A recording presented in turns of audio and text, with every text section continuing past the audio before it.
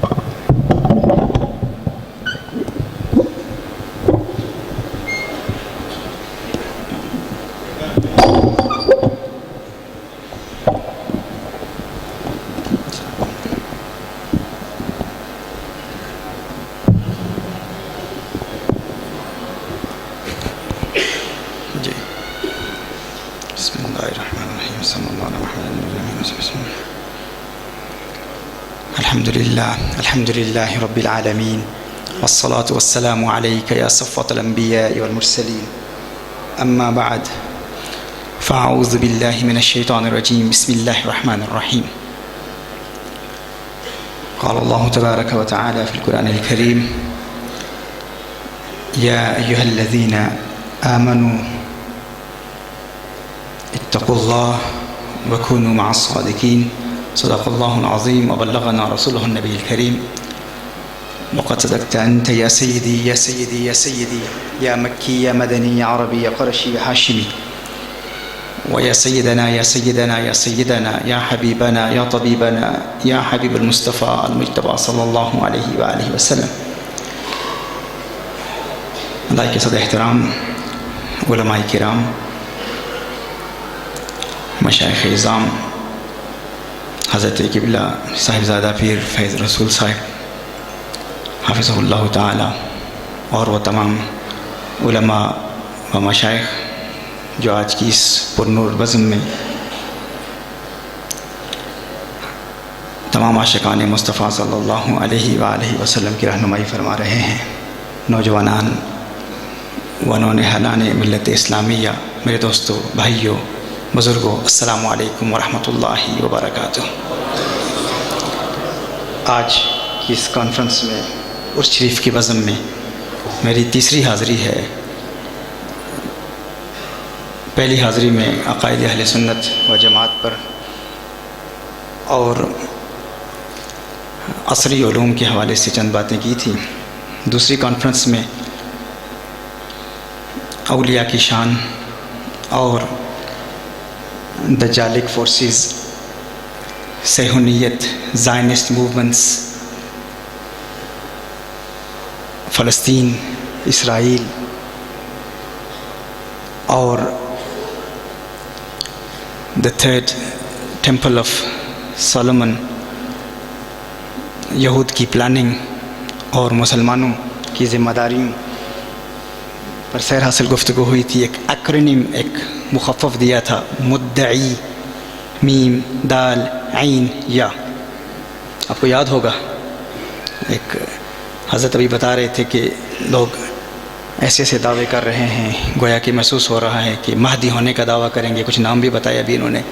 تو چونکہ اس موضوع پر بہت تفصیل سے نہر فرات کا سوکھ جانا، سونے کا پہاڑ برآمد ہونا، یہ ساری علامتیں، پھر امام مہدی کا مدینہ منورہ سے مکہ مکرمہ جانا، اور پھر نجائب اور عصائب اور ابدال شام، ان سب کا امام مہدی کے ہاتھ پر بیعت ہونا، سفیانی کا اپنی فوج کو بھیجنا، یہ ساری ترتیب 7 سے 9 سال تک امام مہدی کی حکومت، اور پھر کعبۃ اللہ کے نیچے سے خزانہ امام مہدی کا، ان خزانوں کو نکالنا، اور پھر مسلم دنیا کی اکانومی کا اپنے عروج تک پہنچنا، یہاں تک کہ رومیوں کا بھی مسلمانوں کا محتاج ہو جانا، اور پھر فاتیکان حدیث میں الفاظ آئے ہیں جس کو ویٹیکن سٹی کہتے ہیں، وہاں تک فاتیکان یعنی ویٹیکن سٹی تک امام مہدی کی فوجیوں کا پہنچنا، یہ 7 سے 9 سال کا جو عرصہ ہوگا جو اسلام کے عروج کا دور ہوگا، اور پھر اس کے بعد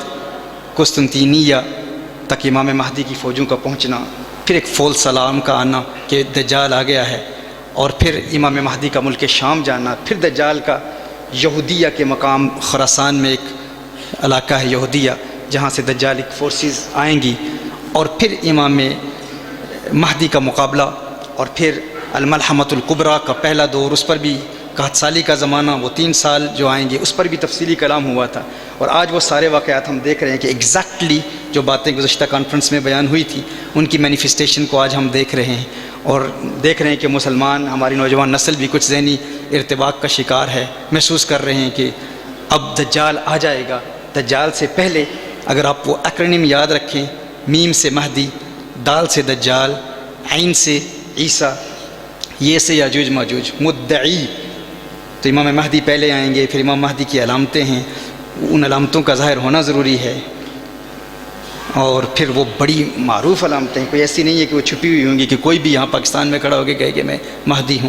تو یہ اشراط الساعہ کا علم یہ فقط احادیث سے نہیں سیکھا جا سکتا، صرف یہ ایک علم ہے، ایک فن ہے، اس پر جن علماء نے، امام برزنجی جیسے علماء نے جو کام کیا ہے، احادیث کی تطبیق کی ہے، ترتیب بیان کی ہے، اس علم کی روشنی میں اس پر کام کریں گے، اس کو سمجھیں گے تو یہ ساری علامات قیامت بہت واضح ہو جائیں گے، ہمیں ایگزیکٹلی پتہ ہوگا۔ جس طرح آج یہود اپنے چھوٹے چھوٹے بچوں کو مسلمانوں کی اشراط الساعہ پڑھاتے ہیں کہ مسلمان کس چیز کی توقع کر رہے ہیں، ان کی ایکسپیکٹیشنز کیا ہیں، لیکن افسوس کہ ہم مسلمانوں کو، ہم اپنے بچوں کو اشراط الساعہ نہیں پڑھاتے، ہم اس کا علم نہیں بتاتے، علامات قیامت کیا ہیں، ایگزیکٹلی مسلمانوں کی حکومت کہاں ہوگی، اور میرے آقا صلی اللہ علیہ وآلہ وسلم نے جو بیان کیا ہے ان اصطلاحات کا معنی کیا ہے۔ تو اس پر ہمارے بہت تفصیل سے لیکچرز ہیں جو گزشتہ کانفرنس میں بھی میں نے بہت تفصیل سے بیان بھی کیا تھا، اور پھر چند پریکٹیکل میتھڈالوجیز بھی بتائی تھی کہ امام مہدی جب آئیں گے تو امام مہدی کی حکومت کے تحت کوئی صحابہ کا گستاخ نہیں ہوگا، کوئی صحابہ کے لیے ہلکی زبان استعمال نہیں کرے گا، اور پوری دنیا میں کوئی اہل بیت کا گستاخ بھی نہیں ہوگا۔ امام مہدی یوں تمام مسلمانوں کو متحد کریں گے۔ تو یہ جب باتیں ہم سنتے ہیں تو الحمدللہ کچھ تسلی ہوتی ہے کہ جو آج عالمی حوالے سے ہم دیکھ رہے ہیں کہ مسلمانوں کے حالات کیا ہیں، تو اس حوالے سے میں چاہوں گا کہ ان لیکچرز کو آپ سنیں، حضرت نے اشارہ فرمایا ہے، لیکن اب وہ ساری گفتگو کو ریپیٹ کرنا مناسب نہیں ہوگا، تو اس حوالے سے یہ ہے کہ جو اولیاء اللہ کے اس شجرے کے ساتھ متصل رہیں گے، وابستہ رہیں گے، کنیکٹڈ رہیں گے، انشاءاللہ تعالی انہیں ہی نجات حاصل ہوگی۔ اور پھر ہم نے بتایا تھا کہ صہیونیت اور خارجیت کا کیا تعلق ہے، کس طرح جو اولیاء سے محروم ہیں، اولیاء سے دور ہیں، وہ دجالی فورسز سے کس طرح متاثر ہو کر ان کے ساتھ ہو جائیں گے، لیکن امام مہدی کے ساتھ وہی ہوں گے جو ابدالوں کے ساتھ ہوں گے، جو نجائب کے ساتھ ہوں گے، جو عصائب کے ساتھ ہوں گے، جو اولیاء کاملین کے سلسلوں سے وابستہ ہوں گے۔ ایک سٹینک ٹری کو میں نے بیان کیا تھا، ٹری آف ایگزسٹنس، اور دوسری طرف ایک اور ٹری بھی ہے جو اولیاء کی ٹری ہے، جو اولیاء کے شجرے ہیں جن کے ہاں سند متصل ہے جو حضور اکرم صلی اللہ تعالیٰ علیہ وآلہ وسلم تک پہنچتی ہے، تو ان کا قرب اختیار کرنا، ان کی معیت اختیار کرنا، ان کے قریب رہنا۔ تو آج بھی قرآن کریم کی جس آیہ مبارکہ کو سرنامہ سخن کی حیثیت سے تلاوت کرنے کا شرف حاصل ہوا، اس میں بھی یہی اشارہ ہے کہ اللہ جل وعلا ارشاد فرماتا ہے، ہے ایمان والو تقوی اختیار کرو، اللہ سے ڈرو، کونوا مع الصادقین، اور صادقین کی معیت اختیار کرو۔ تقوی کیا ہوتا ہے؟ تقوی کا صلہ اگر اللہ ہو تو اس کا مطلب ہوتا ہے ڈرنا، اور اگر غیر اللہ ہو تو اس کا مطلب ہوتا ہے بچنا۔ یعنی جب اللہ جل وعلا ارشاد فرماتا ہے کہ تقوی اختیار کرو، جب اللہ جل وعلا کے حوالے سے ارشاد فرمایا جائے تقوی اختیار کرو تو اس کا مطلب ہوتا ہے ڈرنا، خوف پیدا ہونا، اللہ کا ڈر دل میں ہونا۔ اور جب اللہ کے غیر کے حوالے سے تقوی کا حکم ارشاد فرماتا ہے تو اس کا مطلب ہوتا ہے بچنا، یعنی غیروں سے بچنا اور اللہ سے ڈرنا۔ ذہن میں ایک سوال پیدا ہوتا ہے جب اللہ جل وعلا ارشاد فرما رہا ہے کہ اللہ سے ڈرو، قرآن کریم کا کوئی طالب علم جب قرآن کی تعلیمات پڑھتا ہے، تفسیر کی روشنی میں قرآن کو پڑھتا ہے، آیات قرآنیہ کی روشنی میں جب تقوی کی معنی کو سمجھتا ہے تو وہ ذہنی خلش کا شکار ہو سکتا ہے کہ جب اللہ جل وعلا ارشاد فرما رہا ہے تقوی اختیار کرو، تو تقوی کا معنی ہے اللہ سے ڈرنا، غیر اللہ سے بچنا۔ جب غیر اللہ سے بچنے کا حکم ارشاد فرمایا تو فوراً بعد ارشاد فرمایا کہ صادقین کی معیت اختیار کر لو۔ صادقین کی معیت اختیار کر لو۔ اب اس میں مفسرین کے مختلف آراء ہیں۔ سعید بن جبیر کہتے ہیں کہ صادقین سے مراد سیدنا ابوبکر صدیق رضی اللہ تعالیٰ عنہ ہیں، سیدنا فاروق اعظم رضی اللہ تعالیٰ عنہ ہیں، اور امام ابن جریر کا قول اس حوالے سے یہ ہے کہ اس سے مراد مہاجرین ہیں، اور ابن عباس رضی اللہ تعالیٰ عنہما ارشاد فرماتے ہیں کہ الصادقین سے مراد وہ لوگ ہیں جن کی نیتوں میں پختگی ہو، وہ لوگ ہیں جو قلب سلیم رکھتے ہیں، پختہ دل والے ہیں، اہل دل ہیں، جو پختہ دل والے ہیں وہ الصادقین ہیں، اور جو غزوہ تبوک میں حاضر رہے وہ الصادقین ہیں۔ اس میں مختلف اقوال ہیں۔ کچھ مفسرین نے کہا کہ الصادقین سے مراد مطلقاً اولیاء ہیں، اللہ کے پیارے ہیں، اور یہ ایک اصول ہے کہ ان التنصیص لا يدل على التخصیص، کہ جو تنصیص ہے یہ تخصیص پر دلالت نہیں کرتی۔ اگر آپ کو کسی مفسر کی کوئی رائے مل جائے کسی آیہ مبارکہ کے حوالے سے، مولا علی کرم اللہ وجہ الکریم نے خارجیوں کے حوالے سے ابن عباس رضی اللہ تعالیٰ عنہ سے ارشاد فرمایا، آپ نے فرمایا کہ ان القرآن حمال الاوجہ، ان القرآن حمال الاوجہ، قرآن کریم کی آیات کے مختلف معنی ہوتے ہیں۔ القرآن ذو وجوہ وحجۃ بجمیع وجوہہ، قرآن کریم کی آیات کے مختلف معنی ہوتے ہیں، اور یہ ضروری نہیں ہوتا کہ اگر کوئی مفسر کسی ایک معنی کو خاص کر لے تو وہی معنی مراد ہوتا ہے اور اس کے علاوہ کوئی اور معنی مراد نہیں ہوتا۔ اصول یہ ہے بے شمار معنی ہو سکتے ہیں اور تمام معنی درست ہو سکتے ہیں، شرط یہ ہے کہ کسی مجمع علیہ مسئلے کے خلاف نہ ہوں، کسی قرآن کریم کی نص کے خلاف نہ ہوں۔ تو جب اللہ جل وعلا نے ارشاد فرمایا الصادقین کا قرب اختیار کرو، تو مختلف مفسرین کے مختلف اقوال کی روشنی میں نے عرض کیا کہ ایک معنی کامن مشترک معنی ہے، وہ کیا ہے کہ اس سے مراد اللہ کے ولی ہیں، اللہ کے پیارے ہیں، اللہ کے مقرب بندے ہیں۔ جب اللہ ارشاد فرما رہا ہے اللہ سے ڈرو، اللہ کے غیروں سے بچو، پھر فوراً ارشاد فرما دیا کہ اللہ کے ولیوں کا قرب اختیار کرو۔ اب ذہن میں یہ خیال آتا ہے کہ فرما رہا ہے کہ غیروں سے بچو اور پھر فرما رہا ہے کہ ولیوں کا قرب اختیار کرو، تو غیروں سے بچنا اور ولیوں کا قرب اختیار کرنا، اس میں کیا کوئی تعارض ہے، کوئی کنٹرڈکشن ہے، کوئی تناقض ہے؟ انسان اس تذبذب کا شکار ہو سکتا ہے کہ شاید کوئی تعارض ہے، کنٹرڈکشن ہے، تو اس کا جواب یہ ہے کہ اللہ جل وعلا کے غیر جو ہیں وہ اور ہیں، غیر اللہ اور ہوتے ہیں، ولی اللہ اور ہوتے ہیں۔ اللہ کے غیر اور ہیں، اللہ کے ولی اور ہیں، یعنی اغیار اور ہیں اور یار اور ہیں۔ جو اللہ کے ولی ہیں یہ اور ہیں، یعنی اللہ جل وعلا کا اس میں حکم یہ ہے کہ کہیں اس سوچ میں مبتلا نہ ہو جانا، شیطان کے اس وسوسے میں مبتلا نہ ہو جانا کہ اللہ جل وعلا ارشاد فرما رہا ہے کہ اللہ سے ڈرو، غیروں سے بچو، پھر یہ کیوں فرمایا کہ ولیوں کا قرب اختیار کرو؟ یعنی اگر تم تقوی چاہتے ہو تو اللہ سے ڈرتے رہو اور اللہ کے دشمنوں سے بچتے رہو، حضور کے گستاخوں سے بچتے رہو، اولیاء کے گستاخوں سے بچتے رہو، اللہ سے ڈرتے رہو، اللہ کے دشمنوں سے بچتے رہو اور اللہ کے پیاروں سے پیار کرتے رہو۔ ایمان میں پختگی ملے گی، تقوی میں پختگی ملے گی۔ تو تقوی میں اگر پختگی چاہتے ہو تو اللہ کے پیاروں کا قرب اختیار کرنا ہوگا۔ اس حوالے سے قاضی بیداوی نے کہا کہ تقوی کیا ہے؟ کہا تقوی کا معنی یہ ہے کہ ہر وہ چیز جو اللہ کے ذکر سے غافل کر دے اس سے لا تعلق ہو جانا، ہر وہ چیز جو اللہ کے ذکر سے غافل کر دے اس سے دوری اختیار کر لینا، یہی تقوی ہے۔ یعنی اب اگر کوئی کہے کہ ولیوں کی معیت کا کیا فائدہ ہے، اللہ نے ارشاد فرمایا تقوی اختیار کرو تو اللہ سے ڈرو، غیروں سے بچو، لیکن مفسرین کیا کہتے ہیں تقوی ہوتا کیا ہے؟ ہر وہ چیز جو اللہ کی ذکر سے، اللہ کی یاد سے غافل کر دے اس سے لا تعلق ہو جانا، اس سے دور ہو جانا، یہی تقوی ہے۔ تو اللہ کے ولی اللہ کی یاد سے غافل تو نہیں کیا کرتے نا۔ میرے آقا صلی اللہ علیہ وسلم کی حدیث ہے نا، اذا رؤوا ذکر اللہ، یہ وہ ہیں کہ جنہیں دیکھو گے تو اللہ یاد آ جائے گا، ذکر اللہ جاری ہو جائے گا۔ دنیا کے معالج کوئی ڈاکٹر ہو تو آپ اس کے پاس جاتے ہیں، ڈاکٹر کو دیکھ کر آپ کا علاج نہیں ہوتا، ڈاکٹر کی باتیں سن کر آپ کا علاج نہیں ہوتا، ڈاکٹر دوا دے بھی دے تو علاج نہیں ہوتا، آپ کو دوا لینی ہوگی پھر علاج ہوگا۔ یہ کیسے معالج ہیں، یہ کیسے اطباء ہیں، یہ کیسے طبیب ہیں کہ ان کی باتیں سنو، ان پر عمل کرو تو بہت بلند و بالا مقام پر فائز ہو جاؤ گے، لیکن اگر تم نے ان کی باتیں بھی نہ سنی، ان کی باتوں پر عمل بھی نہ کیا، فقط ان کو دیکھ لیا، قلب جاری ہو جائے گا۔ یہ ہے اللہ کے ولیوں کا مقام، ان کی معیت کا فائدہ۔ اور ان کی معیت کے حوالے سے نادان حضرات کہتے ہیں کہ ان کا کیا فائدہ ہے، ان کے قرب سے کیا ملتا ہے؟ ہم قرآن کریم کی آیات کی روشنی میں بھی ان کی عظمتیں بیان کرتے ہیں، ان کے مقام کو بیان کرتے ہیں، اور ان کی قرب اور ان کی معیت کے فوائد بیان کرتے ہیں کہ یہ وہ ہیں کہ اگر آپ اپنا کمزور دل ان کے پختہ دل کے قریب کر لو گے تو ان کے پختہ دل، ان کے قلب سلیم میں ایسی روحانی لہریں ہیں، ایسی روحانی قوت ہے کہ یہ آپ کے کمزور دل پر ایسے اثرات مرتب کریں گے کہ رفتہ رفتہ آپ کا کمزور دل بھی قوی سے قوی تر ہوتا چلا جائے گا۔ یہ کیسے ہوگا؟ کوئی زمانہ تھا ہم احادیث تو پیش کرتے تھے، آج بھی کرتے ہیں۔ سیدنا ابو ہریرہ رضی اللہ تعالیٰ عنہ فرماتے ہیں کہ ہم نے نبی کریم صلی اللہ علیہ وسلم کی بارگاہ میں حاضر ہو کر رسول کریم صلی اللہ علیہ وسلم سے عرض کی، یا رسول اللہ صلی اللہ علیہ وسلم ما لنا اذا كنا عندك رقت قلوبنا وزہدنا فی الدنیا وکنا من اہل الآخرہ۔ یا رسول اللہ صلی اللہ علیہ وسلم آخر کیا وجہ ہے کہ جب ہم آپ کے قریب ہوتے ہیں، آپ کی معیت میں ہوتے ہیں، آپ کی خدمت میں ہوتے ہیں تو ہمارے قلوب میں رکت پیدا ہو جاتی ہے، ہم اہل آخرت میں سے ہو جاتے ہیں، ہمارے دل میں رکت پیدا ہو جاتی ہے، ہمیں اللہ یاد آ جاتا ہے، ہم دنیا کو بھول جاتے ہیں۔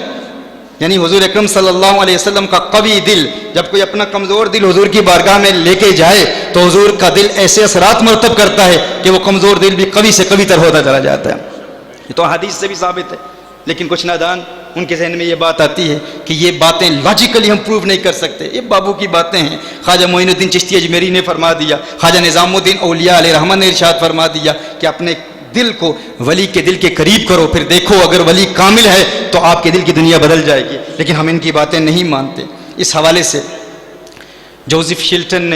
پروفیسر جوزف شلٹن نے بہت تفصیلی کام کیا ہے۔ اس نے کہا کہ انسان کے دل کے خلیوں کی خصوصیت ہے، انسان کے دل کے خلیوں کی اسپیشلٹی ہے، دل کے ہارٹ سیلز کی یہ اسپیشلٹی ہے۔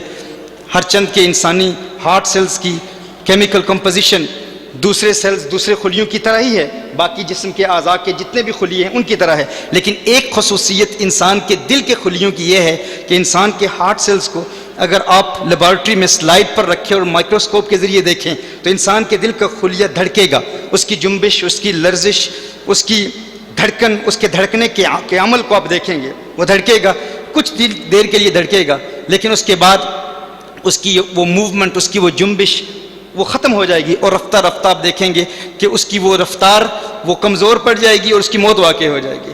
کہا عین اسی طرح اگر آپ انسان کے دل کے دو خلیوں کو سلائڈ پر رکھیں اور مائکروسکوپ کے ذریعے لیبارٹری میں دیکھیں اور ان کو دور رکھیں تو وہ دونوں کی جنبش آپ دیکھیں گے، دونوں کی ضرب دیکھیں گے، دونوں کی موومنٹ دیکھیں گے، لیکن چونکہ یہ دونوں دل کے خلیے دور ہیں، یہ دونوں دھڑکیں گے، ان کی موومنٹ اب محسوس کریں گے، لیکن رفتہ رفتہ دونوں کی موت واقع ہو جائے گی۔ لیکن کہا کہ اگر انسان کے دل کے خلیوں کو اگر آپ بہت قریب رکھیں، ان کا آپس میں ملنا ضروری نہیں ہے، انسان کے دل کے خلیوں کو بہت قریب رکھیں تو آپ دیکھیں گے کہ ان کی جو موومنٹ ہے، ان کی جو حرکت ہے، یہ ایک ردم میں، ایک خاص ردم میں، ایک خاص رفتار میں، ایک خاص طرز میں، گویا کہ ان میں ایک ترنم پیدا ہو جائے گا، ان کی موومنٹ میں سنکرنی پیدا ہو جائے گی، یعنی یہ ردمکلی سنکرنائز کر کے موو کریں گے، اور جب یہ موو کریں گے، جب ان کے موو کرنے کا عمل، جب ان کی حرکت کا عمل، ان کی دھڑکن کا عمل مل جائے گا تو ایک خلیہ الیکٹرو میگنیٹک ویوز پروڈیوس کرے گا، اور دوسرا جو کمزور خلیہ ہے وہ بھی الیکٹرو میگنیٹک ویوز پروڈیوس کرے گا،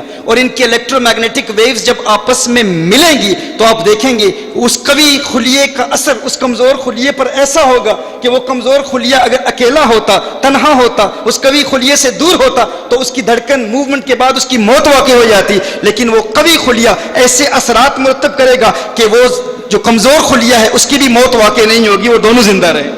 یہ فقط انسان کے دل کی خلیوں کی کیفیت ہے، یہی وہ قلبی وارداتیں ہیں، یہی وہ روحانی کیفیات ہیں جن کو نظام الدین اولیاء محبوب الہی نے بیان کیا تھا۔ لوگ کہتے تھے دقیانوسی باتیں ہیں، یہ بابوں کی باتیں ہیں، ہم کہتے ہیں بابوں کی نہیں باتیں، یہ تو فقیروں ملنگوں کی باتیں ہیں، یقیناً ہیں وہ اللہ والے ہیں، لیکن اس لفظ کو اس طرح غلط استعمال کیا گیا کہ ہاں یہ سائیں لوگ ہیں، یہ بلکہ میں یوں کہوں کہ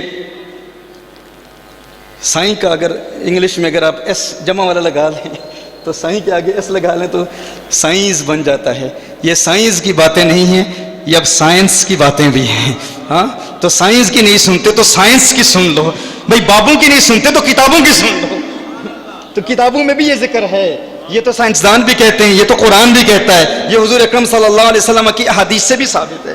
اب دیکھیں یہ ایک دا ہارٹ میتھ سولوشن میں، اس میں جوزف شلٹن نے اس پر بہت کلام کیا، بہت تفصیل سے گفتگو کی۔ اس کے علاوہ پروفیسر مارٹن ہاورڈ نے، اس نے کہا کہ یہ فقط انسان کے دل کے خلیوں کی کیفیت نہیں ہے، انسان کا مکمل دل، انسان کا قلب. جس محفل میں ایک انسان پختہ دل والا بندہ بیٹھا ہو اور اس مجلس میں اور لوگ بھی بیٹھے ہوں، تو یہ فقط انسان کے دل کے خلیوں کا اثر نہیں ہوتا. کہا انسان کا دل بھی ایسے اثرات مرتب کرتا ہے کہ اگر ان کی دھڑکن مل جائے، ان کی سانسوں کی رفتار مل جائے، دھڑکن مل جائے، آواز مل جائے، سانسیں مل جائیں، تو وہ قوی دل ایسی لہریں نکالتا ہے کہ کمزور دل پر ایسے اثرات مرتب کرتا ہے کہ وہ کمزور دل کو زندگی بخشتا. یہی تو ہمارے بزرگوں نے کہا، یہی تو ہمارے اولیاء نے کہا. آپ سب جانتے ہیں، کون نہیں جانتا جب ذکر کی محفل میں ہم بیٹھتے ہیں تو ذکر کرانے والا کیا کہتا ہے؟ سانسیں ملا کر، one heartbeat, one breath, ایک ہارٹ بیٹ، دل کی دھڑکن ملے، ہارٹ بیٹ ملے، ہم آواز ہو کر ایک ہی سانس میں ایک ہی دھڑکن میں ذکر کرو. کیونکہ جس تھیری کو تم نے آج وضع کیا ہے، آج سینکڑوں سال بعد ان حقائق، انسان کے قلب کی ان وارداتوں، انسان کے دل کی ان کیفیات کو آج تم نے سمجھا ہے. رب کعبہ کی قسم، آج سے سینکڑوں سال پہلے خراسان کے پہاڑوں میں معین الدین چشتی اجمیری نے تمہارے اسی تھیری کے پریکٹیکلز اپنے ضرب اللہ سے ادا کر چکا. تم تو ابھی تک تھیری تک پہنچے ہو.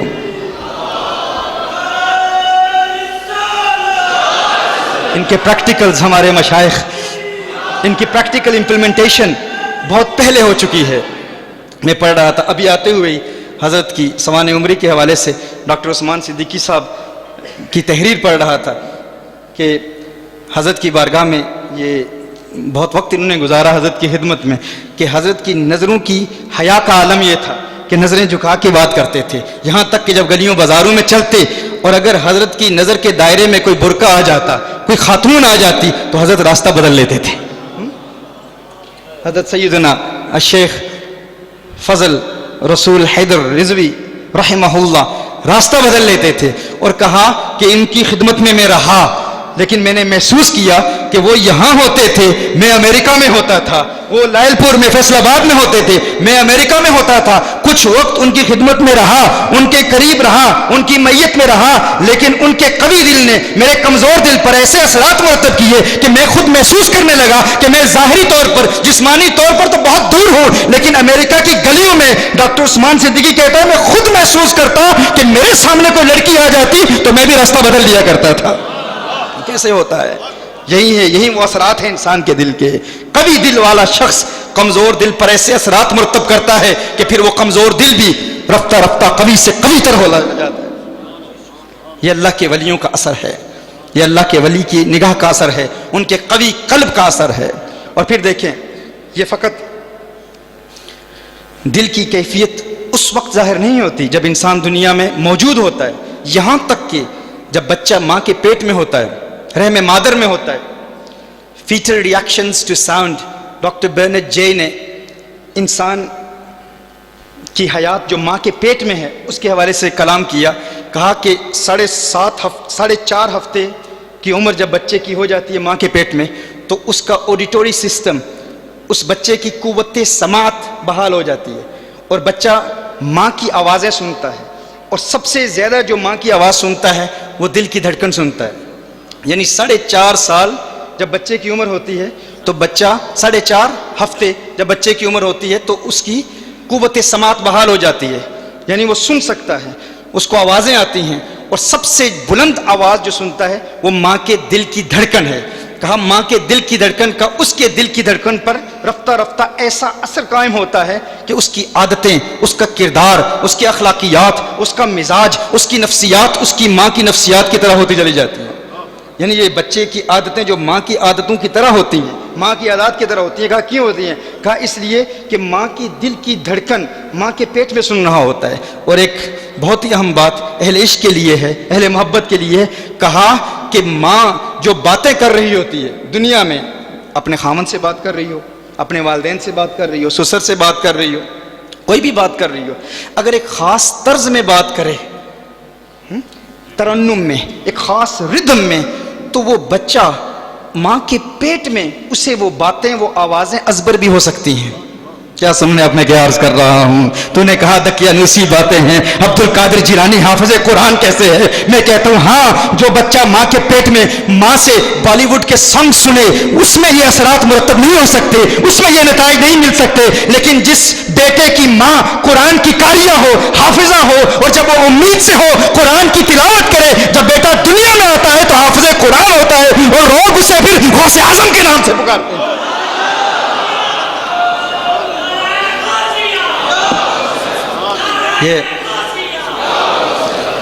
یہ انسان, اسی لیے یہ جو کلاک کی ٹکنگ, ٹک ٹک کی آواز ہوتی ہے نا, آپ دیکھتے ہیں کہ کچھ لوگوں کو جو ہے نیند نہ آئے تو لائٹس آف کر دیں تو کلاک کی ٹک ٹک کی آواز, چونکہ میں نفسیات کا اسٹوڈنٹ ہوں, سائیکالوجی میں پڑھتا ہوں, تو اس حوالے سے کہ جو لوگوں کو نیند نہ آئے تو سائیکالوجسٹ کہتے ہیں کہ ان کو یہ کلاک کی ٹک ٹک کی آواز سن کر ان کو نیند آ جاتی ہے.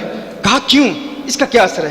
کہا وہ ماں کے دل میں, جب ماں کے وہ پیٹ میں تھا تو ماں کے دل کی دھڑکن اسے اس وقت یاد ہوتی ہے. میرے پاس تو پہننے کے کپڑے بھی نہیں ہے, ریت سے سطح ڈانپے ہوئے ہوتا ہے, جس کی وجہ سے اسے سکون سے نیند آ جاتی ہے. کیا ہے؟ ہوا کا ایک تیز جھونکا آتا ہے جو تھا اسے بھی اڑا کے لے جاتا ہے. جب اسے اٹھاتی ہے, ناشکری کا وبال ہے جو طرف ہے وہ بھی چلا جاتا ہے. اب وہ امیر شخص آتا ہے, اے موسیٰ میرا پیغام اللہ کی دھڑکن کی آواز سن رہا تھا, اللہ نے کیا جواب ارشاد فرمایا, اللہ نے ارشاد فرمایا اے موسیٰ تو آرام سے بتا دے کہ تو میرا شکر گزار بندہ ہے, تو میرا شکر ادا کرتا ہے. اب چونکہ تو میرا شکر ادا کرتا ہے اس لیے میں تجھے عطا کرتا ہوں. اگر تو چاہتا ہے کہ عطاؤں کا سلسلہ روک دوں تو شکر کا سلسلہ روک دے. تو میرا شکر ادا نہیں کرے گا تو میں تجھے عطا نہیں کروں گا. اس نے کہا اے موسیٰ مجھے شکر کی اس ادا سے اتنا پیار ہو چکا ہے کہ میرے پاس کچھ بھی نہیں تھا, فقط ایمان کی دولت تھی. میں نے اللہ کا شکر ادا کیا, اللہ نے مجھے دنیا کی دولت دی, اور پھر میں نے شکر ادا کیا, اللہ اور دیتا گیا, اللہ جتنا دیتا گیا میں اتنا شکر ادا کرتا گیا. اب حالت یہ ہو گئی ہے کہ مجھے شکر سے پیار ہو چکا ہے, شکر سے محبت ہو چکی ہے, اب میں سب کچھ چھوڑ سکتا ہوں, شکر ادا کرنا نہیں چھوڑ سکتا. پازیٹو فورس امام مہدی ہیں, نیگیٹو فورس دجال ہے. ان کے ہاں دجال مسیح ہے, اور ہمارے امام مہدی علیہ باللہ ان کو دجال کہتے ہیں. تو وہ اپنے بچوں کی شروع سے تربیت یہی کرتے ہیں کہ جب بچہ ماں کے پیٹ میں ہو تو ماں کو مچھلی کھلائی جائے, فش کھلاتے ہیں, اور پھر ماں کو اس وقت ریاضی پڑھاتے ہیں, میتھس پڑھاتے ہیں, کیونکہ وہ جانتے ہیں کہ اگر اس وقت بچہ ماں کے برین سیلز اور ماں کے ذہنی کیفیات کو محسوس کرے گا, جب بچہ پیدا ہوگا تو ذہین ہوگا. یعنی اس وقت سے ماں بچے کی پرورش اور بچوں کی تربیت کا سلسلہ شروع ہو جاتا ہے. اسی لیے ہمارے مشائخ نے تو یہی بیان کیا ہے نا کہ بچوں کی تربیت کا سلسلہ, ہم تو کہتے ہیں بچہ 11 سال کا ہو جائے, 12 سال کا ہو جائے, اس وقت والد صاحب کو یاد آتی ہے, وہ سٹک لے کر اس کو پھر جو ہے مارتے بھی ہیں, اور کان پکڑاتے ہیں, اور پھر ڈانٹتے ہیں, اور پھر سزائیں دیتے ہیں, اور کہتے ہیں بچہ باغی ہو گیا, میں تو تربیت کرنا چاہتا ہوں. بچے کی تربیت کا وقت جو ہے یہ 11 سال کا نہیں ہے. بچے کی تربیت کا وقت کب ہے؟ نکاح سے بھی پہلے ہے. جس خاتون کا آپ انتخاب کر رہے ہیں نا, آپ صرف اپنی بیوی کا انتخاب نہیں کر رہے, اپنی آنے والی نسلوں کی مربی ماں کا انتخاب کر رہے ہیں کہ ان کی تربیت کون کرے گی, اس کے اخلاق کیا ہوں گے, اس کا کردار کیا ہوگا. اور جب بچہ ماں جب حاملہ ہوتی ہے اس وقت ہمارے ہاں یہ دیکھا جاتا ہے کہ کبھی ساس جو ہے وہ ڈانٹ رہی ہے, سسر ڈانٹ رہا ہے, خامند جو ہے آواز بلند کرتا ہے. یہ جو بچوں میں چڑچڑاپن ہوتا ہے, ضد ہوتی ہے, بچوں میں غصے کی کیفیت ہوتی ہے, یہ کیوں ہوتی ہے؟ جب ماں حاملہ ہو اس وقت اگر ماں باپ آپس میں لڑائی کر رہے ہوں, جھگڑے کر رہے ہوں, اس کا ڈائریکٹ اثر, براہ راست اثر بچے کی نفسیات پہ پڑتا ہے. اور کچھ بچے جب سٹریس اور انگزائٹی کا شکار ہوتے ہیں, وہ اسی لیے ہوتے ہیں. ایک سبب یہ ہے کہ جب ماں امید سے تھی تو اس وقت ان میں آپس میں لڑائی ہوتی تھی, جھگڑے ہوتے تھے, وہ سمجھنے ابھی بچہ دنیا میں ہے نہیں. اور پھر جب آتا ہے پھر بھی ہم دیکھتے ہیں کہ بچوں کے سامنے لڑائیاں کی جاتی ہیں, بچوں کو, بلکہ یہاں تک سیدنا عبداللہ بن مبارک رضی اللہ تعالیٰ عنہ کی بارگاہ میں امام غزالی فرماتے ہیں ایک شخص آیا, اس نے کہا کہ میرا بچہ باغی ہو گیا ہے, میرا بچہ میری بات نہیں سنتا. تو آپ نے فرمایا, اس نے سوچا شاید بچے پر کچھ اثر ہے, کچھ منفی اثرات ہیں, کچھ ایکسٹرنل اسپریچول یا سٹانک اثرات ہیں. تو عبداللہ بن مبارک رضی اللہ تعالیٰ نے فرمایا کیا تو اسے بد دعا دیتا ہے, کہیں بد دعا تو نہیں دیتا؟ تو اس نے کہا ہاں یہ بات تو درست ہے, میں بد دعا دیتا ہوں. کہا یہ کسی اور کے جادو کا اثر نہیں, یہ تیری بد دعا کا اثر ہے. کہ باپ کہتا ہے بچے کو تو ہے ہی بغیرت, تو ہے ہی نکما, تو کامیاب ہو ہی نہیں سکتا زندگی میں, پریکٹیکل لائف میں تیرا کوئی فیوچر ہی نہیں ہے, میں تیرا کوئی فیوچر دیکھتا ہی نہیں ہوں، نکما، بغیرت، احقر، ناکام، اس قسم کے جملے کہے جاتے ہیں. لیکن ہم سمجھتے ہیں کہ ہم فقط غصے کا اظہار کر رہے ہیں. غصے کا اظہار نہیں کر رہے. وہ جو ماں کی زبان سے جو بات نکلتی ہے غصے میں، وہ اس کی پریکٹیکل لائف کو برباد کر دیتی ہے. والدین سمجھتے ہیں کسی کا جادو ہے.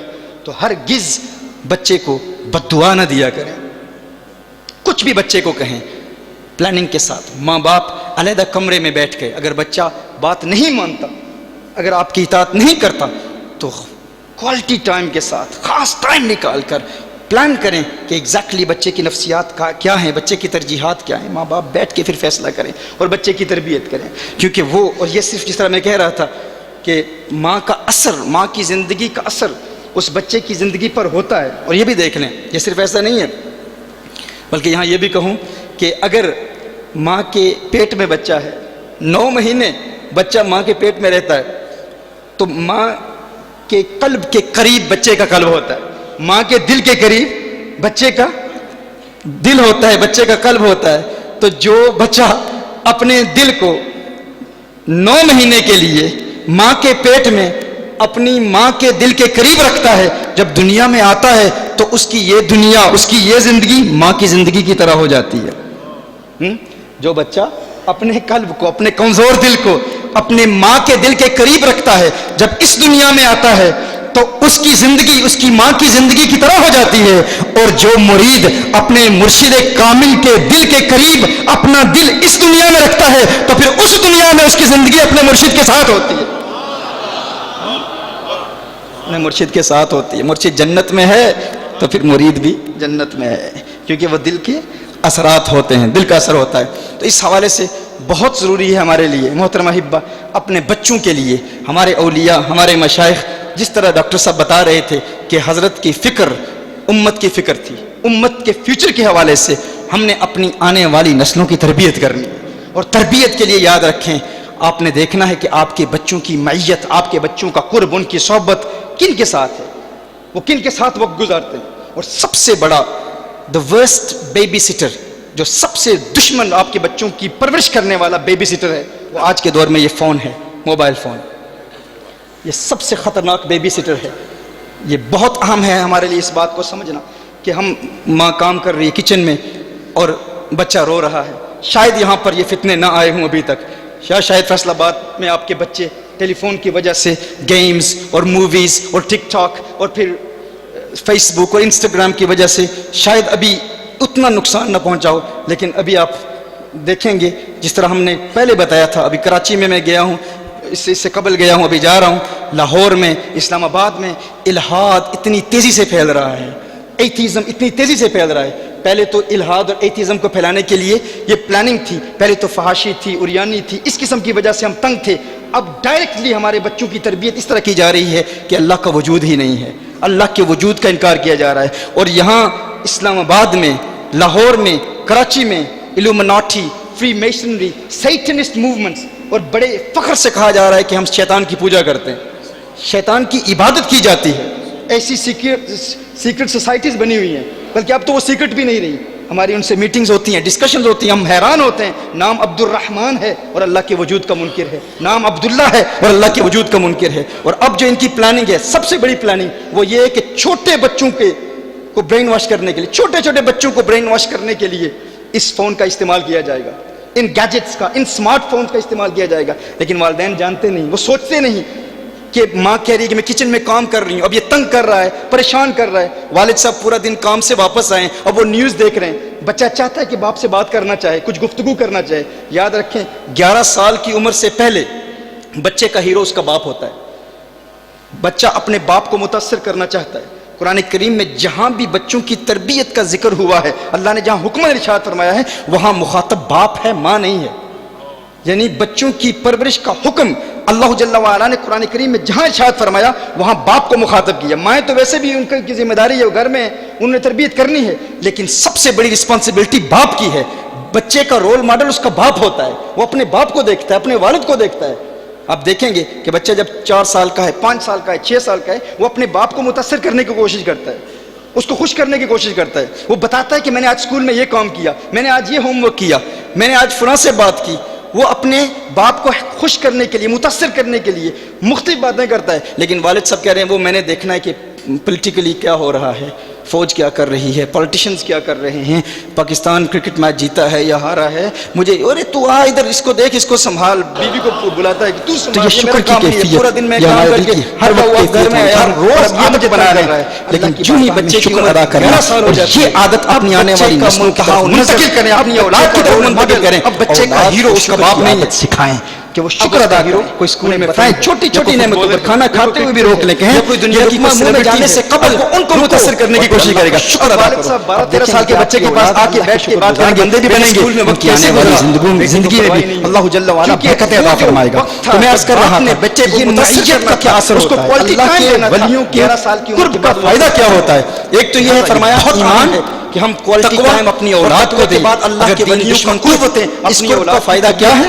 اس نہج پر فائدہ یہ ہے کہ یہ ہماری ذمہ داری نہیں ہے اور ہمارے مشائخ نے ملتی ہے، پورا نصاب دیا ہے ہمیں اللہ کے ولیوں کے قرب کی برکت سے، اور دوسرا یہ تو آپ اپنی اولاد کو کس طرح ان گمراہ طبقوں سے بچا سکتے ہیں۔ پہلا تو ہمارا مشن تھا، تقوی میں بھی استقامت دیتا ہے، بات کرتے تھے، ایمان میں بھی پختگی کرتے تھے، اور آج بھی جاری ہے، مسلم آج کا اللہ کا رد شروع ہوا، لیکن اب تو اس ایسی باتیں آ رہی ہیں کی برکت سے جس خطرے کو، جس حوالے سے ایمان کی دولت ملتی ہے، علماء کو بھی بتاتے ہیں کو کیا ملتا ہے، ایمان کی دولت، سارے کیسے ایمان کی دولت ملتی ہے، دیکھیے اس بات کی طرف راغب ہو چکے ہیں، لیکن میں اس فتنے کو یہاں پاکستان میں دیکھ رہا ہوں، آپ کو اندازہ نہیں ہے کہ کس تیزی سے یہ فتنے پھیل رہے ہیں۔ تو اس حوالے سے یاد رکھیں اپنے بچوں کو موبائل سے بچانا، اس کے پریکٹیکل میتھڈز کیا ہیں۔ ایک تو یہ ہے کہ یہ عادت ہی نہ پڑے بچوں کو، کس نے آپ کے بچے کو موبائل دیا، آپ کے بچے کی عمر کیا ہے، 4 سال ہے، 5 سال ہے، 6 سال ہے، 7 سال ہے، اور اس عمر میں وہ بچہ فون پر کھیل رہا ہے، اور اب آپ رو رہے ہیں کہ میرا بچہ فون پر کیوں کھیل رہا ہے، وہ کیا دیکھ رہا ہے ٹک ٹاک پر، 8-9 سال کا بچہ۔ ابھی ایک لاہور کی ایگزامپل میں نے دیکھی، اس میں وہ بچہ کہہ رہا ہے، یہاں کا پاکستان کا بچہ کہہ رہا ہے کہ میں سمجھتا ہوں کہ 2 ڈیڈیز بھی ہو سکتے ہیں اور 2 ممیز بھی ہو سکتی ہیں، 2 مائیں بھی ہو سکتی ہیں اور 2 باپ بھی ہو سکتے ہیں۔ یہ کہاں، ہمارے اس پاکستان میں چھوٹے چھوٹے بچے ہم جنس پرستی کی باتیں کر رہے ہیں، یہ کہاں سے، یہ فتنہ ان تک کہاں سے پہنچا۔ پھر کہا جاتا ہے بچے سنتے نہیں ہیں، موبائل کی عادت پڑ گئی۔ ابھی تو میں نے اس پر بات ہی نہیں کی کیونکہ میرا موضوع مختلف ہے، میرا موضوع یہ تو حضرت توجہ دلائی تو میں نے کہا چلو اس طرف بھی چند باتیں آپ کی گوش گزار کرتا ہوں، لیکن آپ غور کریں اس حوالے سے کہ بچے کو یہ بات کیسے اس کے علم میں آئی۔ باپ گھر میں آتا ہے، اگر آپ نے سگریٹ رکھا ہوا ہے گھر میں، سگریٹ آپ کے گھر میں موجود ہے اور بچہ سگریٹ پی رہا ہے، تو کس کی غلطی ہے؟ باپ کی غلطی ہے نا، سگریٹ رکھے ہوئے کیوں ہے گھر میں، آپ نے سگریٹ رکھے ہوئے کیوں ہے؟ اگر آپ نے رکھے ہوئے تو بچہ اٹھائے گا، تو کیوں آپ نے اس موبائل فون کو اپنے کمرے میں رکھا ہوا ہے جہاں بچے کو ایکسس حاصل اور بچہ فون اٹھا کے اس پر کھیل رہا ہے، آپ نے دیا ہے فون، سب سے بڑی غلطی ہماری ہے۔ یاد رکھیں بچے کو ڈانٹیں گے، فون سے دور کریں گے، ٹی وی سے دور کریں گے، ان گیجٹ سے دور کریں گے، ان سمارٹ فونز کے حوالے سے ان کو جھڑکیں گے، ڈانٹیں گے، بچہ نہیں مانے گا۔ جو آپ اپنے بچوں کو بنانا چاہتے ہیں خود بن کر دکھائیں، بچہ خود بہت بن جائے گا، بتانے سے نہیں بچہ بدلے گا۔ جب ماں خود کہتی ہے کہ مجھے بالی ووڈ موویز سے اتنا پیار ہو چکا ہے، مجھے ہالی ووڈ موویز سے اتنا پیار ہو چکا ہے، ایسی عادت پڑ چکی ہے، فلاں ہیرو، فلاں ایکٹر، ان کی موویز میں انٹرٹینمنٹ، مجھے اس کی اتنی عادت پڑ چکی ہے، اب میں اس سے توبہ نہیں کر سکتی، لیکن اپنے بچوں کو بچانا چاہتی ہوں۔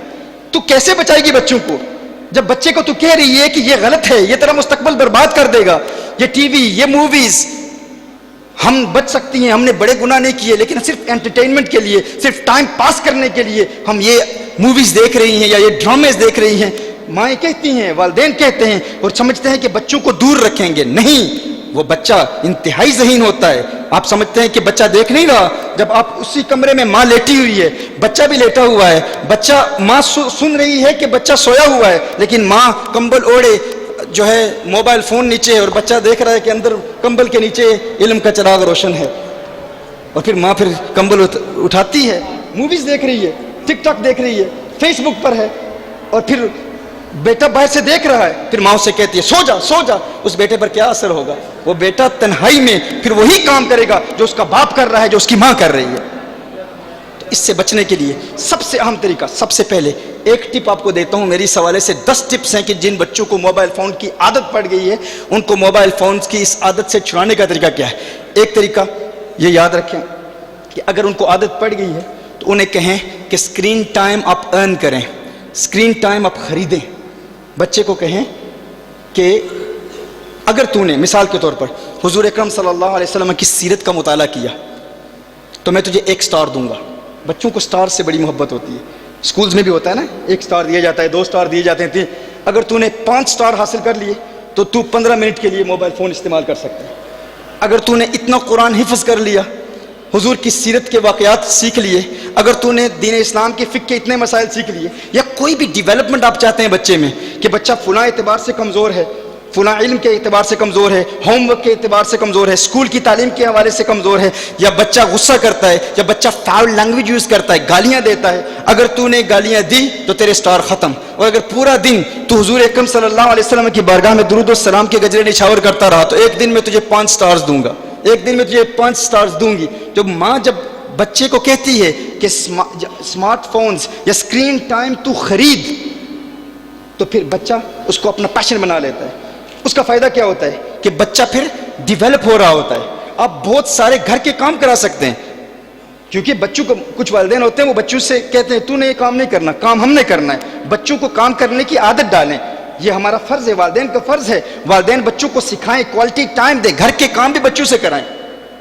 تو بچے سے کو کہیں کہ تو اسکرین ٹائم ارن کر. یہ ایک ایسا پریکٹیکل میتھڈ ہے, اگر آپ خود آج سے ہی جا کے اگر آپ اس پر عمل کریں گے آپ دیکھیں گے کہ آپ کا بچہ, اور پھر وہ جو 1 گھنٹہ ہے جو آپ بچے کو دیں, وہ 1 گھنٹے سے زیادہ کبھی بچے کو موبائل فون استعمال نہ کرنے دیں, اور وہ 1 گھنٹہ آپ کی نگرانی میں ہو, آپ وہاں موجود ہوں, آپ کی نگرانی میں بچہ فون استعمال کرتا ہے تو آپ اس کو اجازت دیں, وگرنہ تنہائی میں کبھی بچے کو فون استعمال کرنے کی اجازت نہ دیں. اس طرح نیچر کے قریب بچے ہوتے ہیں, فطرت کے قریب بچے ہوتے ہیں. بچے کو آپ ٹارگٹ دیں, یعنی ایک تو یہ میں نے بتایا کہ اسکرین ٹائم ارن کرے, وہ خریدے, وہ کہے کہ میں خریدوں گا, ہر روز میں اتنا ٹائم خریدوں گا, اتنی ایکٹیویٹیز کرے گا. آپ خود دیکھیں گے کہ اگر شیطان نے حملہ کیا ہے تو شیطان سے بدلہ لینے کا طریقہ یہ ہے کہ تو نے میرے بچے کو اس فون کی عادت ڈال دی, اب دیکھ اسی فون کو استعمال کر کے میں اس بچے کو حافظ قرآن بناؤں گا, اسی فون کو استعمال کر کے اسے عالم دین بناؤں گا, سیرت کے واقعات سکھاؤں گا. اور یہ بچے والدین کی ذمہ داری ہے. والدین کہتے ہیں ہمارا بچہ وہ تو سپر مین دیکھتا ہے, وہ تو اسپائڈر مین دیکھتا ہے, وہ تو جب ہم حضور اکرم صلی اللہ علیہ وآلہ وسلم کے دین کے احکام سکھاتے ہیں,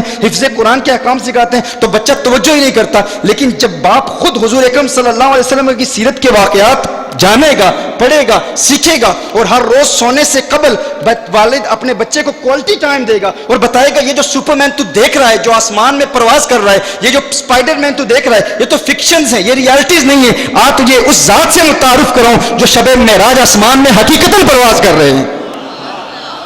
تجھے بتاؤں, تو کہتا ہے کہ فلاں نے, فلاں کارٹون کے کیریکٹر نے فلاں مردے کو زندہ کر دیا, یہ تو حقیقت نہیں ہے, یہ تو ریالٹی نہیں ہے, یہ تو فکشن ہے. تجھے اس ذات سے متعارف کراؤں, وہ شیخ عبد القادر جیلانی کی ذات ہے جو حقیقتاً مردے زندہ کیا کرتے تھے. آپ کا کیا خیال ہے جب وہ اولیاء کی کرامتیں آج عیسائی دنیا, آپ جانتے ہیں سیدنا عیسیٰ علیہ نبینا علیہ الصلوۃ والسلام کے معجزات اور نبی کریم صلی اللہ علیہ وسلم کے معجزات کا اگر آپ موازنہ کریں تو سیدنا عیسیٰ علیہ نبینا علیہ الصلوۃ والسلام کے معجزات بہت کم ہیں. سب سے زیادہ معجزات میرے آقا صلی اللہ علیہ وسلم کے ہیں. لیکن عیسائیت نے عیسائیت کو پھیلانے کے لیے جو سب سے ایک بڑا کام کیا ہے وہ حضرت عیسیٰ علیہ السلام کے معجزات کو بیان کیا ہے. بچہ بچہ عیسیٰ علیہ السلام کے معجزات کو جانتا ہے, لیکن افسوس ہمارے بچے تو بچے والدین کو پتہ نہیں, کہیں حضور کے 10 معجزات بیان کرو, نہیں بیان کر سکتے. لیکن جو باپ عادت بنا لے گا, ہر روز رات سونے سے قبل اپنے چھوٹے بچوں کو بتائے گا کہ میرے آقا صلی اللہ علیہ وسلم سے ہرنی کیسے بات کرتی تھی, جناب یافور نے میرے آقا صلی اللہ علیہ وسلم کے پیار میں اپنی جان کیسے دے دی, وہ اونٹنی حضور کے پیار میں کیوں روتی تھی, وہ اونٹ حضور کی بارگاہ میں آیا حضور سے باتیں کرتا تھا, وہ چڑیا حضور سے باتیں کرتی تھی. کیا خیال ہے آپ کا, جب آپ اپنے بچے کو بتائیں گے یہ فکشن نہیں یہ ریالٹی ہے, تو بچے کے دل میں حضور کا پیار پیدا ہوگا یا نہیں پیدا ہوگا, حضور کا عشق پیدا ہوگا. اور حقیقت ہے ہم نے پریکٹیکلی ان چیزوں کو امپلیمنٹ کیا ہے, ہم نے پریکٹیکلی ان چیزوں کو دیکھا ہے. جو باپ اپنے بچے کو کوالٹی ٹائم دے کر اپنے آقا صلی اللہ علیہ وسلم کے معجزات بیان کرتا ہے, پھر بعد میں اس بچے کو ڈرانے کے لیے یہ کہنا ضروری نہیں ہوتا کہ اگر تو نے فلاں گناہ کا کام کیا, اگر فلاں نماز تو نے قضا کر دی تو اللہ کا عذاب آئے گا, پھر دیکھ میں کیا کرتا ہوں. یہ اکثر کہا جاتا ہے اگر تو نے ایسا کیا نا, دین ہمارے انگلش میں یو واچ واٹ ہیپنس, پھر دیکھ میں تیرا کیا حشر کرتا ہوں. وہ بچہ ہنس رہا ہوتا ہے, کیا کرے گا, مارے گا.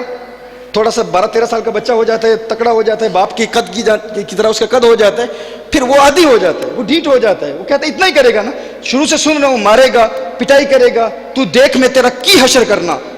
یہی جملے ہوتے ہیں نا, اس طرح کے جملے ہوتے ہیں. یہ جملے کوئی معنی نہیں رکھتے, یہ جملے کوئی معنی نہیں رکھتے. آپ نے پلاننگ کرنی ہے ایگزیکٹلی بچے کی تربیت کیسے ہم کریں. تو جب آپ اس کو کوالٹی ٹائم دیں گے حضور کے معجزات میں، پھر جبرن حضور سے محبت ضروری ہے، حضور سے عشق ضروری ہے، حضور سے پیار ضروری ہے. یوں پیار پیدا نہیں ہوتا.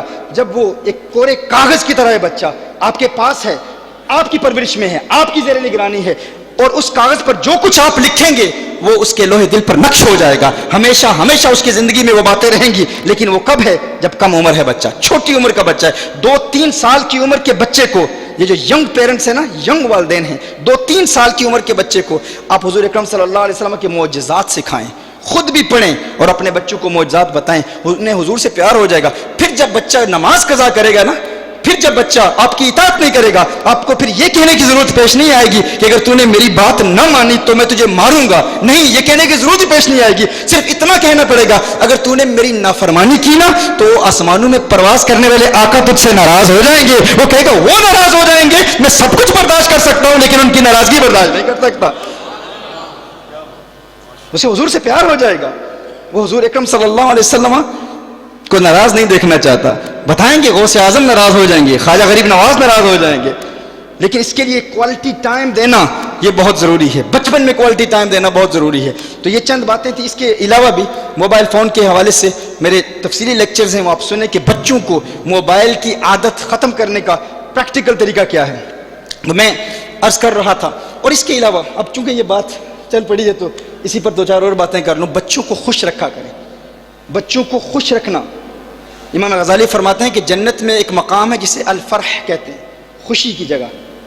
وہ والدین جو بچوں کو خوشی دیتے ہیں، دنیا میں خوش رکھتے ہیں، آخرت میں اللہ جل وعلا ان والدین کو الفرح میں مقام دے گا. وہ جگہ انہیں دی جائے گی، الفرح، جو بچوں کو خوش رکھتے ہیں. کیونکہ اس میں بچوں کی نفسیات پر بڑا پازیٹیو اثر پیدا ہوتا ہے. بچوں کو خوش رکھا کریں اور خوشی بانٹا کریں. خوشی بانٹنے کی عادت بنائیں، بچوں میں بھی اور بڑوں میں بھی. یعنی آپ اپنا تجزیہ کریں، اپنی ذات کو دیکھیں، ہم اپنے آپ کو دیکھیں کہ ہم سے جو لوگ ملتے ہیں تو خوش ہو کر جاتے ہیں یا ناراض ہو کر جاتے ہیں. ہاں دیکھیں، اب مجھے اس حوالے سے ہی بات کر دوں. حضرت جناب الشیخ فضل رسول حیدر رضوی علیہ رحمہ، آپ کے حوالے سے یہ مشہور ہے نا کہ اسٹوڈنٹس کو خوش کیا کرتے تھے، طلاب العلم کو خوش کیا کرتے تھے. اور خوش کرنا بھی 2 قسم کا ہوتا ہے. ایک ہوتا ہے کسی کو کچھ دیں، کسی کو دے کر خوش کرنا. کچھ لوگ تو ایسے ہوتے ہیں نا کہ وہ دے کر بھی ناخوش کرتے ہیں. ہاں، خدمت کر کے بھی احسان جتلاتے ہیں. یاد رکھ میں نے تجھے یہ پیسہ دیا ہے، یاد رکھنا، تا حیات تو میرا مقروض ہے، میرے احسانوں کا مقروض ہے. تو یہ دینا، یہ خوش کرنا نہیں ہوتا. کچھ دے کر بھی ناراض کرتے ہیں اور کچھ ایسے ہوتے ہیں جو لے کر بھی خوش کر دیتے ہیں. ہاں، تو اصل پیسہ دینا، مال دینا، یہ خوشی دینا نہیں ہوتا. ہم نے لوگوں کو خوشی دینی ہے. اور یاد رکھیں، جن والدین کی یہ تربیت اولیاء اور مشائخ کی زیر سرپرستی پہلے ہو چکی ہے کہ وہ جو بھی ان کے پاس آتا ہے وہ خوش ہو کر جاتا ہے، تو پھر جب وہ اپنے بچوں کی تربیت کرتے ہیں نا، ان کے بچے بھی خوش رہتے ہیں، کیونکہ انہوں نے اپنے مشائخ سے یہ تربیت حاصل کی ہے. میرے آقا صلی اللہ علیہ وآلہ وسلم کا فرمان عالی شان ہے کہ اگر کوئی کسی مومن کو خوش کرنے کے لیے اس کی حاجت پوری کرتا ہے، کسی مومن کو خوشی دینے کے لیے اس کی حاجت پوری کرتا ہے، اس نے مومن کو خوشی دی. اس نے فقط مومن کو خوش نہیں کیا، اس نے مجھ محمد کو خوش کر دیا. اور جس نے مجھے خوش کر دیا، اللہ نے اسے جنت میں داخل کر دیا. لیکن شرط یہ ہے خوشی دینے کی نیت سے دیں. مال دیں گے، خدمت کریں گے. دنیا میں کتنے لنگر خانے کھلے ہوتے ہیں، لوگ لنگر دیتے ہیں لیکن پھر ڈانٹتے ہیں ان کو جن کو کھانا کھلاتے ہیں. ہم پھر احسان جتلاتے ہیں. تو یہ خوشی نہیں دے رہے، یہ کھانا دے رہے ہیں. میرے آقا صلی اللہ علیہ وسلم نے ارشاد فرمایا خوشی دینا شرط ہے، خوشی دینا، کہ احسان نہ جتلایا جائے. میں نے کہا نا کہ کچھ دے کر بھی خوشی نہیں دے پاتے اور کچھ لے کر خوشی دے دیتے. وہ ایک عورت تھی نا، تو اس نے اپنے پڑوسی کے دروازے پر دستک دی اور اس سے نمک مانگا. تو اس کے بیٹے نے کہا کہ ماں گھر میں نمک تو بہت ہے، نمک گھر میں موجود ہے، تو اس سے نمک کیوں مانگ رہی ہے؟ اس نے کہا مجھے بھی پتہ ہے گھر میں نمک ہے، لیکن یہ غریب ہے، مفلس ہے، نادار ہے، اس کے پاس کوئی ذریعہ معاش نہیں ہے. کبھی کبھی اس سے حاجت ہوتی ہے کھانے کی، لیکن یہ ہم سے کھانا نہیں مانگتا. غریب ہے یعنی اس کی یہ خودداری ہے، اس کی غیرت ہے، جس کی وجہ سے وہ لوگوں سے مانگتا نہیں. میں چاہتی ہوں کہ اس سے نمک مانگوں تاکہ اس سے نمک مانگ کے اسے دینے والوں کی صف میں شامل کیا جائے، یہ بھی محسوس کرے کہ میں بھی دینے والوں میں سے ہوں، اور پھر بڑی فراخی سے، بڑی خوشی سے، بغیر کسی ہچکچاہٹ کے جب اسے کھانے کی حاجت ہو تو یہ ہم سے بھی مانگ لیا کرے. اب یہ کیا ہے؟ یہ نمک مانگ کر، کچھ لے کر خوشی دی. کچھ ایسے ہیں جو دے کر بھی غم دیتے ہیں. یہ غالباً علامہ رفیع الدین رضوی ان کے حوالے سے یہ ذکر ہے نا، کہ وہ کہتے ہیں کہ جب ہم کتابیں پڑھتے تھے تو حضرت قبلہ مخدوم العلماء حضرت شیخ فضل رسول حیدر رضوی علیہ رحمہ وہ کیا کرتے تھے کہ وہ بچے جب عصر کی نماز کے بعد حضرت کی بارگاہ میں حاضر ہوتے، اسٹوڈنٹس عصر کی نماز کے بعد، تو کہتے جب کچھ جیب خرچ ہمارے پاس نہ ہوتا تو 1 روپیہ بچتا تو 1 روپیہ ہم حضرت کو دے دیتے اور حضرت کی بارگاہ میں بیٹھتے اور حضرت کی زیارت کرتے. 1 روپیہ حضرت کو دیتے، ہمیں پتہ ہے ہم 1 دیں گے لیکن جب ہم اٹھ کے جائیں گے تو حضرت اس کے بعد پھر ہمیں بھی دیں گے. تو کیا وہ 1 روپیہ دیتے، جب وہاں سے رخصت ہوتے تو حضرت بلاتے اور کہتے 10 روپے میری طرف سے لے جاؤ. کہاں ہم انکار کرتے، ہم کہتے کہ نہیں ہم نہیں لیتے، تو حضرت فرماتے تم نے مجھے 1 دیا تھا نا، میں نے لے لیا، اب تم 10 لے لو. تو یہ کیا ہے؟ 1 لے لیا لیکن لے کر بھی خوشی دی. کتنے ہیں جو دے کر بھی غم دیتے ہیں، یہ لے کر خوشی دیتے ہیں. یہ اخلاق ہے صوفیاء کے، یہ اخلاق ہے اولیاء کے، یہ اہل اللہ کے اخلاق ہیں. بلکہ بتایا گیا مفتی باغ صاحب کے حوالے سے ذکر ہوا نا کہ انہوں نے لکھا ہے کہ پاک پتن شریف حضرت تشریف لے گئے. پاک پتن شریف حاضری کا شرف حاصل ہوا تو وہاں پر ایک کوئی مجذوب آیا اور اس نے حضرت سے کہا کہ حضرت مجھے کچھ عطا کریں. تو حضرت کے پاس جتنا پیسہ تھا، اور کہا کیا، جملہ کیا تھا؟ جملہ یہ تھا کہ بابا صاحب کے نام پر مجھے دیں، بابا صاحب کے نام پر مجھے دیں. تو حضرت کے پاس جتنی رقم تھی حضرت نے ساری دے دی. اب وہ مجذوب فقیر قسم کا بندہ تھا، اس نے کہا یہ آپ کے پاس جو بریف کیس ہے نا، اس میں بھی جو رقم ہے وہ دے دیں. کہا بریف کیس کھولا اور اس میں جتنا پیسہ تھا سارا اس کو دے دیا. پھر باقی مریدوں نے کہا حضرت یہ ملنگ فقیر سا بندہ ہے، اتنی دولت دے دی. کہا یہ نہ دیکھو کہ مانگنے والا کون تھا، یہ دیکھو کہ کس کا نام لے کے مانگا. اس نے بابا فرید کا نام لے کے مانگا، میں اس کو اور جو کچھ آئے گا دے دوں گا، کیونکہ بابا صاحب کا نام لے کر. یہ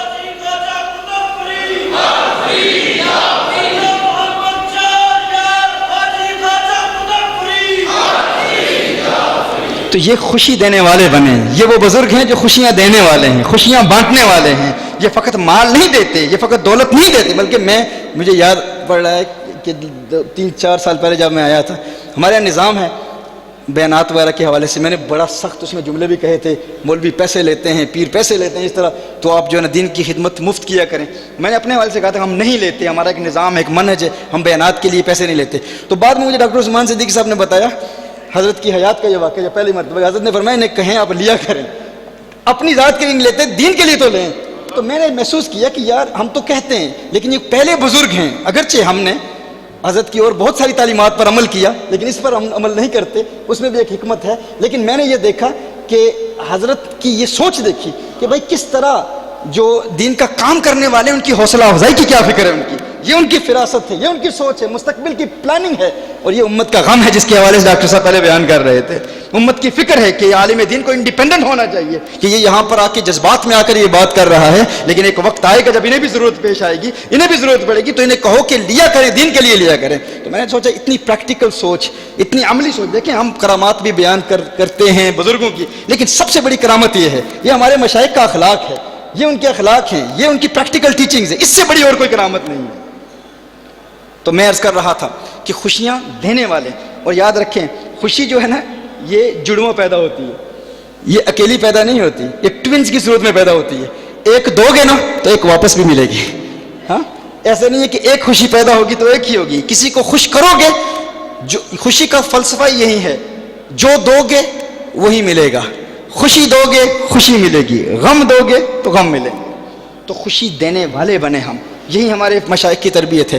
اور شکر کی ایک کیفیت بھی ہمارے علماء نے بیان کی ہے کہ یہ شکر کی ادائیگی ہے نا، یہ بھی خوشی دے کر اللہ کا ہم شکر ادا کرتے ہیں. زندگی میں کوئی خوشی بھی ملے، کوئی سکون ملے، کوئی اچھی چیز آپ ایکسپیرینس کریں تو آپ لوگوں میں بانٹیں اور اللہ کا شکر ادا کریں کہ اللہ نے ہمیں خوشی دی ہے. شکر کا فائدہ کیا ہے؟ شکر کا فائدہ یہ ہے لَإِن شَكَرْتُمْ لَأَزِيدَنَّكُمْ، اگر تم اللہ کا شکر ادا کرو گے نا تو اللہ جل وعلا نے جو نعمتیں دی ہیں ان میں اضافہ فرمائے گا. جو دیا ہے وہ قائم بھی رہے گا, اس کو انجوائے بھی کرو گے, اور جو نہیں ہے اللہ وہ بھی عطا فرما دے گا. جو بندہ شکر ادا کرنے کی عادت بنا لیتا ہے, ہر روز رات سونے سے قبل اللہ کی نعمتوں پر غور کریں. اللہ تو نے مجھے گھر دیا, تو نے مجھے اولاد دی, تو نے مجھے چھت دی, تو نے مجھے والدین دیے, تو نے مجھے نعمتیں دی, تو نے مجھے صحت دی. اللہ ان ساری نعمتوں پر تیرا شکر ادا کرتا ہوں. اس کا فائدہ کیا ہے؟ جو ہے وہ قائم بھی رہے گا, آپ اس کو انجوائے بھی کریں گے, اور جو نہیں ہے اللہ تعالیٰ وہ بھی عطا فرما دے گا. کتنے لوگ ہیں جو ناشکری کرتے ہیں؟ کیوں؟ ناشکری کا نقصان کیا ہے؟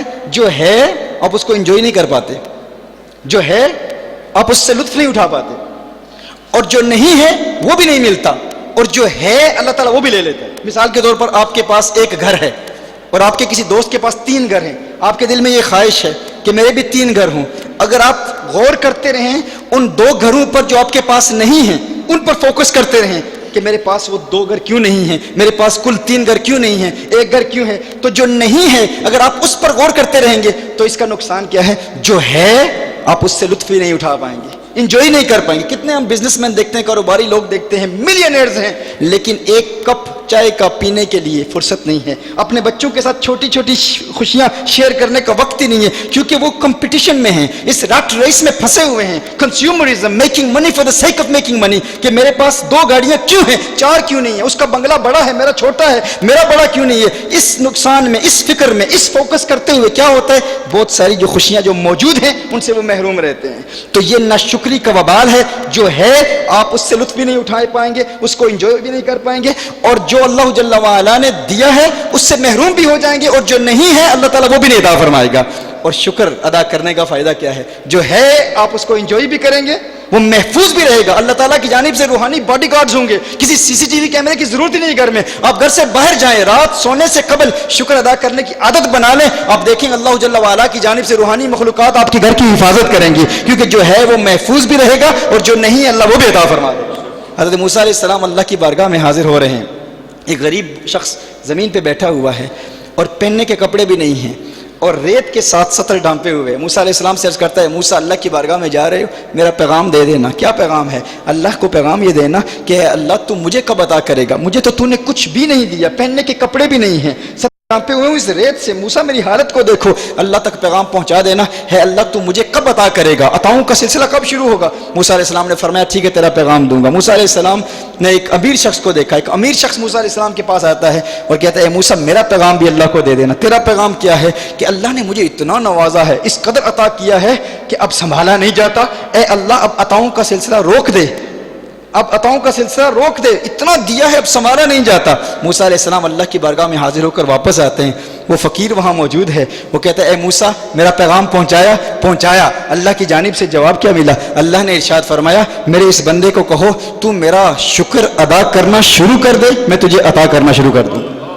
تو میرا شکر ادا کرنا شروع کر دے, میں تجھے عطا کرنا شروع کر دوں گا. اس نے کہا اے موسیٰ میں کس بات پر شکر ادا کروں, تو دیکھ میرے پاس کیا ہے, میرے پاس تو پہننے کے کپڑے بھی نہیں ہے, ریت سے 70 ڈانپے ہوئے ہوں, میں کس بات پر شکر ادا کروں, اللہ نے مجھے دیا کیا ہے. ہوا کا ایک تیز جھونکا آتا ہے, جو تھا اسے بھی اڑا کے لے جاتا ہے. یہ ناشکری کا وبال ہے, جو ہے وہ بھی چلا جاتا ہے. اب وہ امیر شخص آتا ہے, اے موسیٰ میرا پیغام اللہ کی بارگاہ میں پہنچایا. اللہ نے کیا جواب ارشاد فرمایا؟ اللہ نے ارشاد فرمایا اے موسیٰ میرے اس بندے کو بتا دے کہ تو میرا شکر گزار بندہ ہے, تو میرا شکر ادا کرتا ہے. اب چونکہ تو میرا شکر ادا کرتا ہے اس لیے میں تجھے عطا کرتا ہوں. اگر تو چاہتا ہے کہ عطاؤں کا سلسلہ روک دوں تو شکر کا سلسلہ روک دے. تو میرا شکر ادا نہیں کرے گا تو میں تجھے عطا نہیں کروں گا. اس نے کہا اے موسیٰ مجھے شکر کی اس ادا سے اتنا پیار ہو چکا ہے کہ میرے پاس کچھ بھی نہیں تھا, فقط ایمان کی دولت تھی, میں نے اللہ کا شکر ادا کیا, اللہ نے مجھے دنیا کی دولت دی اور پھر میں نے شکر ادا کیا, اللہ اور دیتا گیا, اللہ جتنا دیتا گیا میں اتنا شکر ادا کرتا گیا. اب حالت یہ ہو گئی ہے کہ مجھے شکر سے پیار ہو چکا ہے, شکر سے محبت ہو چکی ہے, اب میں سب کچھ چھوڑ سکتا ہوں, شکر ادا کرنا نہیں چھوڑ سکتا. موسیٰ علیہ السلام نے فرمایا اگر تو شکر ادا کرنا نہیں چھوڑے گا تو پھر اللہ تجھے عطا کرنا نہیں چھوڑے گا. تو یہ شکر کی کیفیت, یہ ہمارے دل کی ہر وقت کیفیت ہونی چاہیے. ہر روز عادت بنا لیں اللہ کی بارگاہ میں شکر ادا کرنا, اور یہ عادت اپنی آنے والی نسلوں کی طرف منتقل کریں, اپنی اولاد کی طرف منتقل کریں. اولاد کو شکر کی عادت سکھائیں کہ وہ شکر ادا کریں. انہیں بتائیں چھوٹی چھوٹی نعمتوں پر، کھانا کھاتے ہوئے بھی روک لیں، کہیں یہ لقمہ منہ میں جانے سے قبل رکو اور پھر اللہ کا شکر ادا کرو. آپ دیکھیں گے کہ آپ کی اولاد اللہ کے شکر گزار بندے بھی بنیں گے، ان کی آنے والی زندگی میں بھی اللہ جل وعلا برکتیں عطا فرمائے گا. تو میں عرض کر رہا تھا کہ یہ معیت کا کیا اثر ہوتا ہے، اللہ کے ولیوں کے قرب کا فائدہ کیا ہوتا ہے. ایک تو یہ ہے فرمایا ایمان، تقوی، اور تقوی کے بعد اللہ کے ولیوں کا قرب. اس قرب کا فائدہ کیا ہے؟ اس قرب کا فائدہ یہ ہے کہ ایمان میں پختگی ملتی ہے، تقوی میں بھی پختگی ملتی ہے اللہ کے ولیوں کے قرب کی برکت سے. اور دوسرا یہ ہے، یہ تو وہ ہے نا جو ایمان والے ہیں اور تقوی والے ہیں، انہیں پھر اللہ جل وعلا تقوی میں بھی استقامت دیتا ہے، ایمان میں بھی پختگی دیتا ہے. اور اگر کوئی غیر مسلم آ جائے اللہ کے کسی ولی کی بارگاہ میں تو اس قرب اور اس معیت کی برکت سے اس غیر مسلم کو ایمان کی دولت ملتی ہے. غیر مسلم کو کیا ملتا ہے؟ ایمان کی دولت ملتی ہے. کیسے ایمان کی دولت ملتی ہے؟ دیکھیے حضرت سیدنا الشیخ نظام الدین اولیاء محبوب الہی رحمہ اللہ، ایک پنڈت ان کے پاس آیا انہیں دم کرنے کے لیے، غیر مسلم بیمار ہو گئے اور بہت شدید بیمار تھے نظام الدین اولیاء رحمہ اللہ. اس نے کچھ پڑھا، اب ٹھیک ہو گئے. خواجہ نظام پاک ٹھیک ہو گئے اور پھر بیدار ہوتے ہی کہتے ہیں کہ تیری مجاہدے اور ریاضتیں کیا ہیں کہ تو نے مجھ پر کچھ پڑھا اور میں فوراً ٹھیک ہو گیا، مجھے بتا تو نے پڑھا کیا ہے. نظام پاک فرما رہے ہیں بتا تو نے پڑھا کیا ہے. تو اس نے کہا میں نے کچھ نہیں پڑھا، اصل میں ہر عمل میں اپنے نفس کے خلاف کرتا ہوں، میں اپنے نفس کے خلاف کرتا ہوں، جو نفس کہتا ہے اس کا الٹ کرتا ہوں، جو میرے نفس کی خواہش ہے میں اس کا الٹ کرتا ہوں، اور اس کی وجہ سے میری زبان میں اتنی تاثیر پیدا ہو گئی ہے کہ میں دم کرتا ہوں بندہ ٹھیک ہو جاتا ہے. تو خواجہ نظام الدین اولیاء علیہ رحمہ نے اس کے کان میں ایک جملہ کہا، پھر انہوں نے اور کچھ نہیں کہا، پھر اسی نے جواب دیا. آپ نے ایک جملہ کان میں کہا، پھر کچھ اور کہنے کی ضرورت پیش نہ آئی. اس نے کہا اشہد ان لا الہ الا اللہ واشہد ان محمدا عبدہ ورسولہ، کلمہ پڑھ کے مسلمان ہو گیا. خواجہ نظام الدین اولیاء علیہ رحمہ وہاں سے رخصت ہوتے ہیں. مرید پوچھتے ہیں کہ آپ نے کیا کہا؟ آپ تو علاج کرانے کے لیے آئے تھے، اس کا علاج کر دیا آپ نے. میں کہتا ہوں یہ صوفیاء یہ علاج کرنے والے ہوتے ہیں، آپ ان کی حکمتوں کو سمجھتے نہیں ہیں. میں بات کر رہا تھا تو کچھ علماء مفتیان کرام بڑی عجیب نگاہوں سے مجھے دیکھ رہے تھے کہ پنڈت کے دم سے اللہ کا ولی ٹھیک کیسے ہو گیا. وہ ٹھیک ہونے کے لیے نہیں، ٹھیک کرنے کے لیے آیا تھا، وہ ٹھیک کرنے کے لیے آیا تھا. مرید نے پوچھا، انہوں نے کہا کہ آپ نے کیا کہا؟ آپ نے فرمایا میں نے ایک ہی جملہ کہا. یہ فراست ہے اولیاء کی، اللہ کے ولیوں کی بصیرت ہے، فراست ہے. وہ صرف دلائل نہیں دیتے، وہ صرف دلائل سے قائل نہیں کرتے، یہ ان کی وزڈم ہے، یہ ڈیوائن وزڈم، اسی کو فراست کہتے ہیں. آپ نے فرمایا میں نے اسے کہا کہ تو کہتا ہے تو ہمیشہ اپنے نفس کے خلاف کام کرتا ہے، اپنے نفس کے خلاف کام کرتا ہے، تو بتا کیا تیرا نفس اس بات پہ راضی ہے کہ تو مسلمان ہو جائے؟ کہا نہیں نہیں نہیں نہیں، میرا نفس یہ نہیں چاہے گا. کہا ٹھیک ہے تو ہمیشہ نفس کے خلاف کرتا ہے تو پھر کلمہ پڑھ کے مسلمان ہو جاؤ، کلمہ پڑھ کے مسلمان. تو یہ اللہ کے ولیوں کا طریقہ کار ہے کہ اگر متقی شخص ہو، ایمان والا ہو، متقی ہو تو ان کا قرب اختیار کرے تو ایمان میں بھی پختگی اور تقوی کے بھی اعلیٰ مراتب پر فائز ہوتا ہے. اور اگر کوئی غیر مسلم آ جائے تو پھر اسے ایمان کی دولت ملتی ہے. حضرت سیدنا خواجہ غریب نواز علیہ رحمہ کی بارگاہ میں ایک جوگی ہندو آیا، اور وہ یاد رکھیں غیر مسلموں کو بھی یہ کچھ ایسے لطائف ہوتے ہیں، کچھ کھڑکیاں ان کی بھی اللہ تعالیٰ کھول دیتا ہے، ممکن ہوتا ہے، لیکن یہ علم غیب نہیں ہوتا، یہ کچھ مشاہدات ہوتے ہیں، اور یہ بھی قطعی علم نہیں ہوتا، یقینی علم نہیں ہوتا. تو وہ خواجہ غریب نواز علیہ رحمہ کے ارد گرد گھوم رہا ہے، کبھی سامنے سے، کبھی دائیں سے، کبھی بائیں سے، کبھی پیچھے سے، اور کہتا ہے اے معین الدین، تو ظاہری طور پر ڈھانچہ تو تیرا انسانوں والا ہے، لیکن تیرے اندر نور بھرا ہوا ہے، تیرے اندر نہ بغض ہے، نہ کینہ ہے، نہ حسد ہے، نہ ریا ہے، نہ تکبر ہے، نہ نفرت ہے، تیرے اندر کوئی ایسی منفی چیز پائی نہیں جاتی. ظاہری طور پر تو انسانوں کی طرح لگتا ہے، لیکن تیرا باطن نور سے بھرا ہوا ہے. لیکن مجھے ایک تشویش ہے، وہ یہ ہے کہ تیرے دل پر مجھے ایک سیاہ داغ نظر آ رہا ہے. یہ سیاہ داغ کیا ہے؟ یہ کالا داغ تیرے دل پر ہے، یہ کہاں سے آیا؟ تو خواجہ غریب نواز عطا الرسول فی الہند آپ نے ارشاد فرمایا کہ یہ داغ صرف تجھے ہی نظر آیا ہے اور کسی کو نظر نہیں آیا، صرف تجھے ہی نظر آیا ہے، اور اس کو تو ہی مٹا سکتا ہے. اس نے کہا میں کیسے مٹا سکتا ہوں؟ آپ نے فرمایا تو کلمہ پڑھ، مسلمان ہو جا، یہ مٹ جائے گا. اس نے کہا داغ آپ کے دل پر ہے، کلمہ میں پڑھوں یہ کیسے؟ آپ نے فرمایا کتنی دیر لگے گی؟ تو کلمہ پڑھ، تو کلمہ طیبہ پڑھ، تو دیکھ یہ داغ مٹ جائے گا. اس نے کہا چلو ایک مدت سے مجاہدے کر رہا ہوں، ریاستیں کر رہا ہوں، اس کو پانے کے لیے، رب کو پانے کے لیے، اس کا قرب حاصل کرنے کے لیے، تو یہ طریقہ بھی آزما لیتا ہوں. ٹھیک ہے معین الدین کلمہ پڑھا، کیسا خوش قسمت ہوگا وہ شخص جسے عطا الرسول نے خود کلمہ پڑھایا ہے، خواجہ غریب نواز نے خود کلمہ پڑھایا ہے. آپ نے پڑھایا کلمہ، اس نے پڑھا اشہد ان لا الہ الا اللہ واشہد ان محمدا عبدہ ورسولہ. کلمہ پڑھا اور دیکھا کہ خواجہ غریب نواز کے دل پر سے وہ سیاہ داغ غائب ہو گیا. حیران ہے، قدموں میں گرا، کہتا ہے اے معین الدین مجھے بتا دے یہ کیا بات کیا ہے؟ داغ تیرے دل پر، کلمہ میں نے پڑھا، تیرے دل کا داغ ختم ہو گیا. آپ نے فرمایا تم معین الدین کے سامنے نہیں آئینے کے سامنے بیٹھا ہے. تو معین الدین کے سامنے نہیں آئینے کے سامنے بیٹھا ہے. یہ اولیاء آئینے کی مانند ہوتے ہیں. کہا یہ داغ میرے دل پر نہیں تھا، یہ تیرے دل میں کفر کا سیاہ داغ تھا. تو آئینے کو دیکھ رہا تھا، تو اپنے کفر کے داغ کو دیکھ رہا تھا، اور پھر نظر بھی تجھے اسی لیے آیا تاکہ یہ داغ مٹ جائے. میں نے تجھے کلمہ پڑھایا، تو نے کلمہ پڑھا، داغ تیرے دل سے مٹا، تو نے سمجھا میرے دل سے مٹا. یہ میرے دل سے نہیں، یہ کفر کا داغ تیرے دل سے مٹا ہے. یہ آئینہ ہوتے ہیں یہ اولیاء.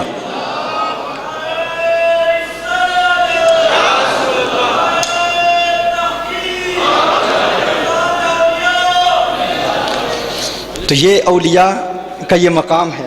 تو میں یہ عرض کر رہا تھا اچھا آئینے سے یہ بھی کہ ان کا قرب اللہ کا قرب دیتا ہے. اور یہ جو قرب کی بات ہے نا، میں انشاءاللہ یہ آخر میں ذکر کروں گا، دعا بھی شامل کروں گا انشاءاللہ. تو رب ٹوٹ گیا ہے کہتے ہیں نا لوگ قرب کے حوالے سے. تو یاد رکھیں، ایک قانون یاد رکھیں، یہ اللہ کے ولیوں کے قرب کی وجہ سے ہمیں حضور کا قرب ملتا ہے، ہاں، اور نبی کریم صلی اللہ علیہ وسلم کی قرب کی برکت سے ہمیں اللہ کا قرب ملتا ہے. کہتے ہیں نا کہ اگر اللہ شہرک سے بھی زیادہ قریب ہے، ہاں، تو نظر کیوں نہیں آتا؟ تو یاد رکھیں، ایک اصول یاد رکھیں، غایت قرب غایت خفا کا سبب ہوتی ہے. غایت قرب غایت خفا کا سبب ہوتی ہے. جو چیز انسان سے جتنی قریب ہو نا، اتنی اس کی نگاہوں سے اوجھل ہوتی چلی جاتی ہے. مثال کے طور پر یہ اپنی انگلی کو میں دیکھ رہا ہوں، اب نظر آ رہی ہے، اب یہ قریب آئی، اب بھی نظر آ رہی ہے، اب اور قریب آئی، اب بھی نظر آ رہی ہے، اب اور قریب آئی، اب نظر نہیں آ رہی. کیوں؟ کیونکہ جو چیز انسان سے جتنی قریب ہوتی ہے نا، اتنی ہی اس کی نگاہوں سے دور ہوتی چلی جاتی ہے. غایت قرب غایت خفا کا سبب ہوتی ہے. دیکھیں، اگر کوئی بہت زیادہ دعویٰ کرے نا کہ جو ہے تو مجھے دکھاؤ، قرب کی بات کر رہا ہوں نا، جو ہے مجھے دکھاؤ، اگر اللہ ہے تو مجھے دکھاؤ، نظر کیوں نہیں آتا؟ تو بتاؤ، حسد کے وجود کو مانتے ہو کہ نہیں؟ ہے نا، تو دکھاؤ. حسد نظر نہیں آتا، کوئی ٹینجیبل چیز نہیں ہے. محبت کے وجود کو مانتے ہو؟ مسکراہٹ نظر آتی ہے، محبت نظر نہیں آتی. غصے کے وجود کو مانتے ہو؟ غصے کی ایکسٹرنل مینیفیسٹیشن نظر آتی ہے، لیکن غصہ تو نظر نہیں آتا. کوئی ایسی چیز نہیں اس کو آپ ہاتھ لگا سکتے ہیں. تکبر کو مانتے ہو؟ مانتے ہیں سارے، لیکن تکبر نظر نہیں آتا، لیکن اس کو مانتے تو ہو نا، اس کے وجود کو، ہاں، اس کے وجود کو مانتے ہو.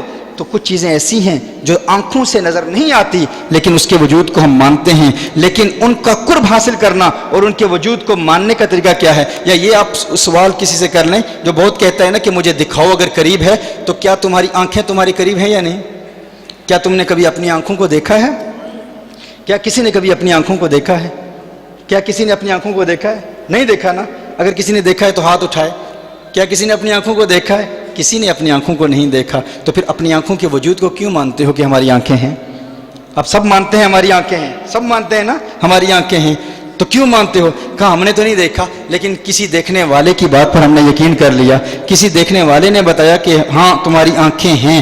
تو اس سے یہ پوچھو کہ تو نے کسی آنکھ والے سے یہ بات سنی کہ تیری آنکھیں ہیں اور اس کی بات کو مان لیا اور یہ بات مان لی کہ تیری آنکھیں ہیں. تو بتا، اس نے جس نے تیری آنکھوں کو دیکھا، کیا اس نے اپنی آنکھوں کو دیکھا ہے؟ اس نے بھی اپنی آنکھوں کو نہیں دیکھا نا. جس نے تجھے بتایا کہ تیری آنکھیں ہیں، تو اس نے اپنی کن آنکھوں سے تیری آنکھوں کو دیکھا ہے؟ انہی آنکھوں سے جن آنکھوں کو اس نے بھی نہیں دیکھا. ہاں، اس نے بھی اپنی آنکھوں کو نہیں دیکھا، لیکن اس نے کہا تیری آنکھیں ہیں، تو تو نے مان لیا. کسی اندھے کی بات پر اعتبار کر کے تو نے کہا تیری آنکھوں کا وجود ہے نہیں. تیرا دعویٰ غلط ہے، کیونکہ اس نے بھی تیری آنکھوں کو نہیں دیکھا تیرے قول کے مطابق، تیرے دعوے کے مطابق. اچھا، کوئی کہے کہ میں نے اپنی آنکھوں کو دیکھا ہے. بھائی کہاں دیکھا ہے اپنی آنکھوں کو؟ لوگ کہیں گے کہ میں نے آئینے میں اپنی آنکھوں کو دیکھا ہے. میں نے اپنی آنکھوں کو کہاں دیکھا ہے؟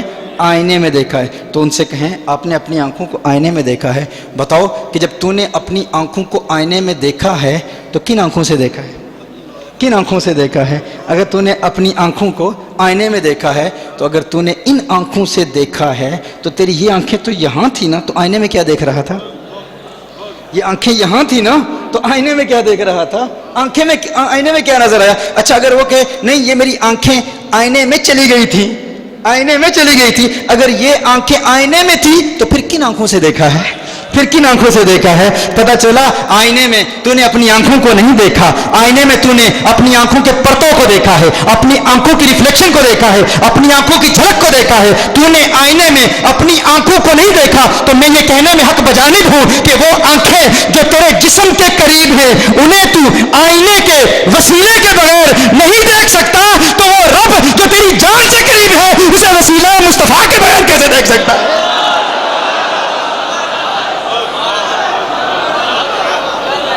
تو یہ انہی ولیوں کا قرب، انہی اولیاء کا قرب تمہیں حضور کا قرب دیتا ہے، تمہیں حضور اکرم صلی اللہ علیہ وسلم کا قرب دیتا ہے، اور حضور کے قرب کی برکت سے تمہیں پھر اللہ کا قرب ملتا ہے۔ اچھا یہاں پر ایک اور ذہن میں بھی بات آ جاتی ہے کہ یہاں یہ فرمایا کہ اتقوا اللہ وکونوا مع الصادقین، اللہ سے ڈرو اور صادقین کا قرب اختیار کرو۔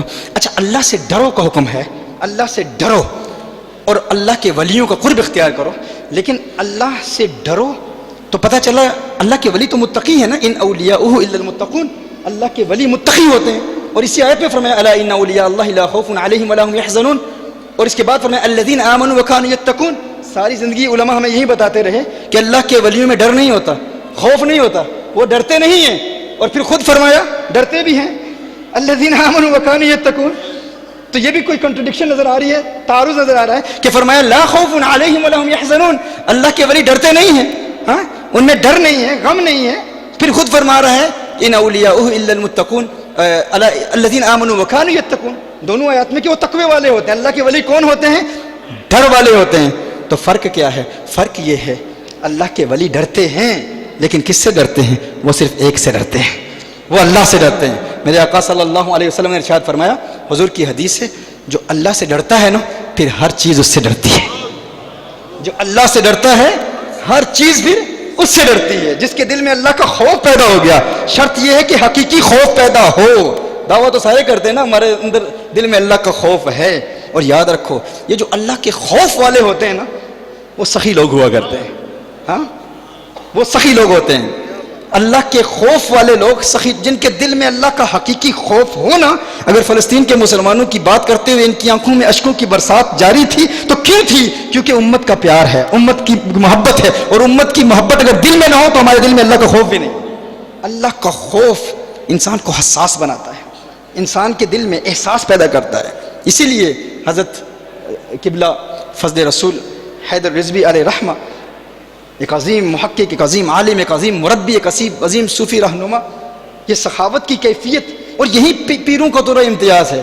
اولیاء کا یہی کام ہے، اولیاء دینے والے ہوتے ہیں، لینے والے نہیں ہوتے۔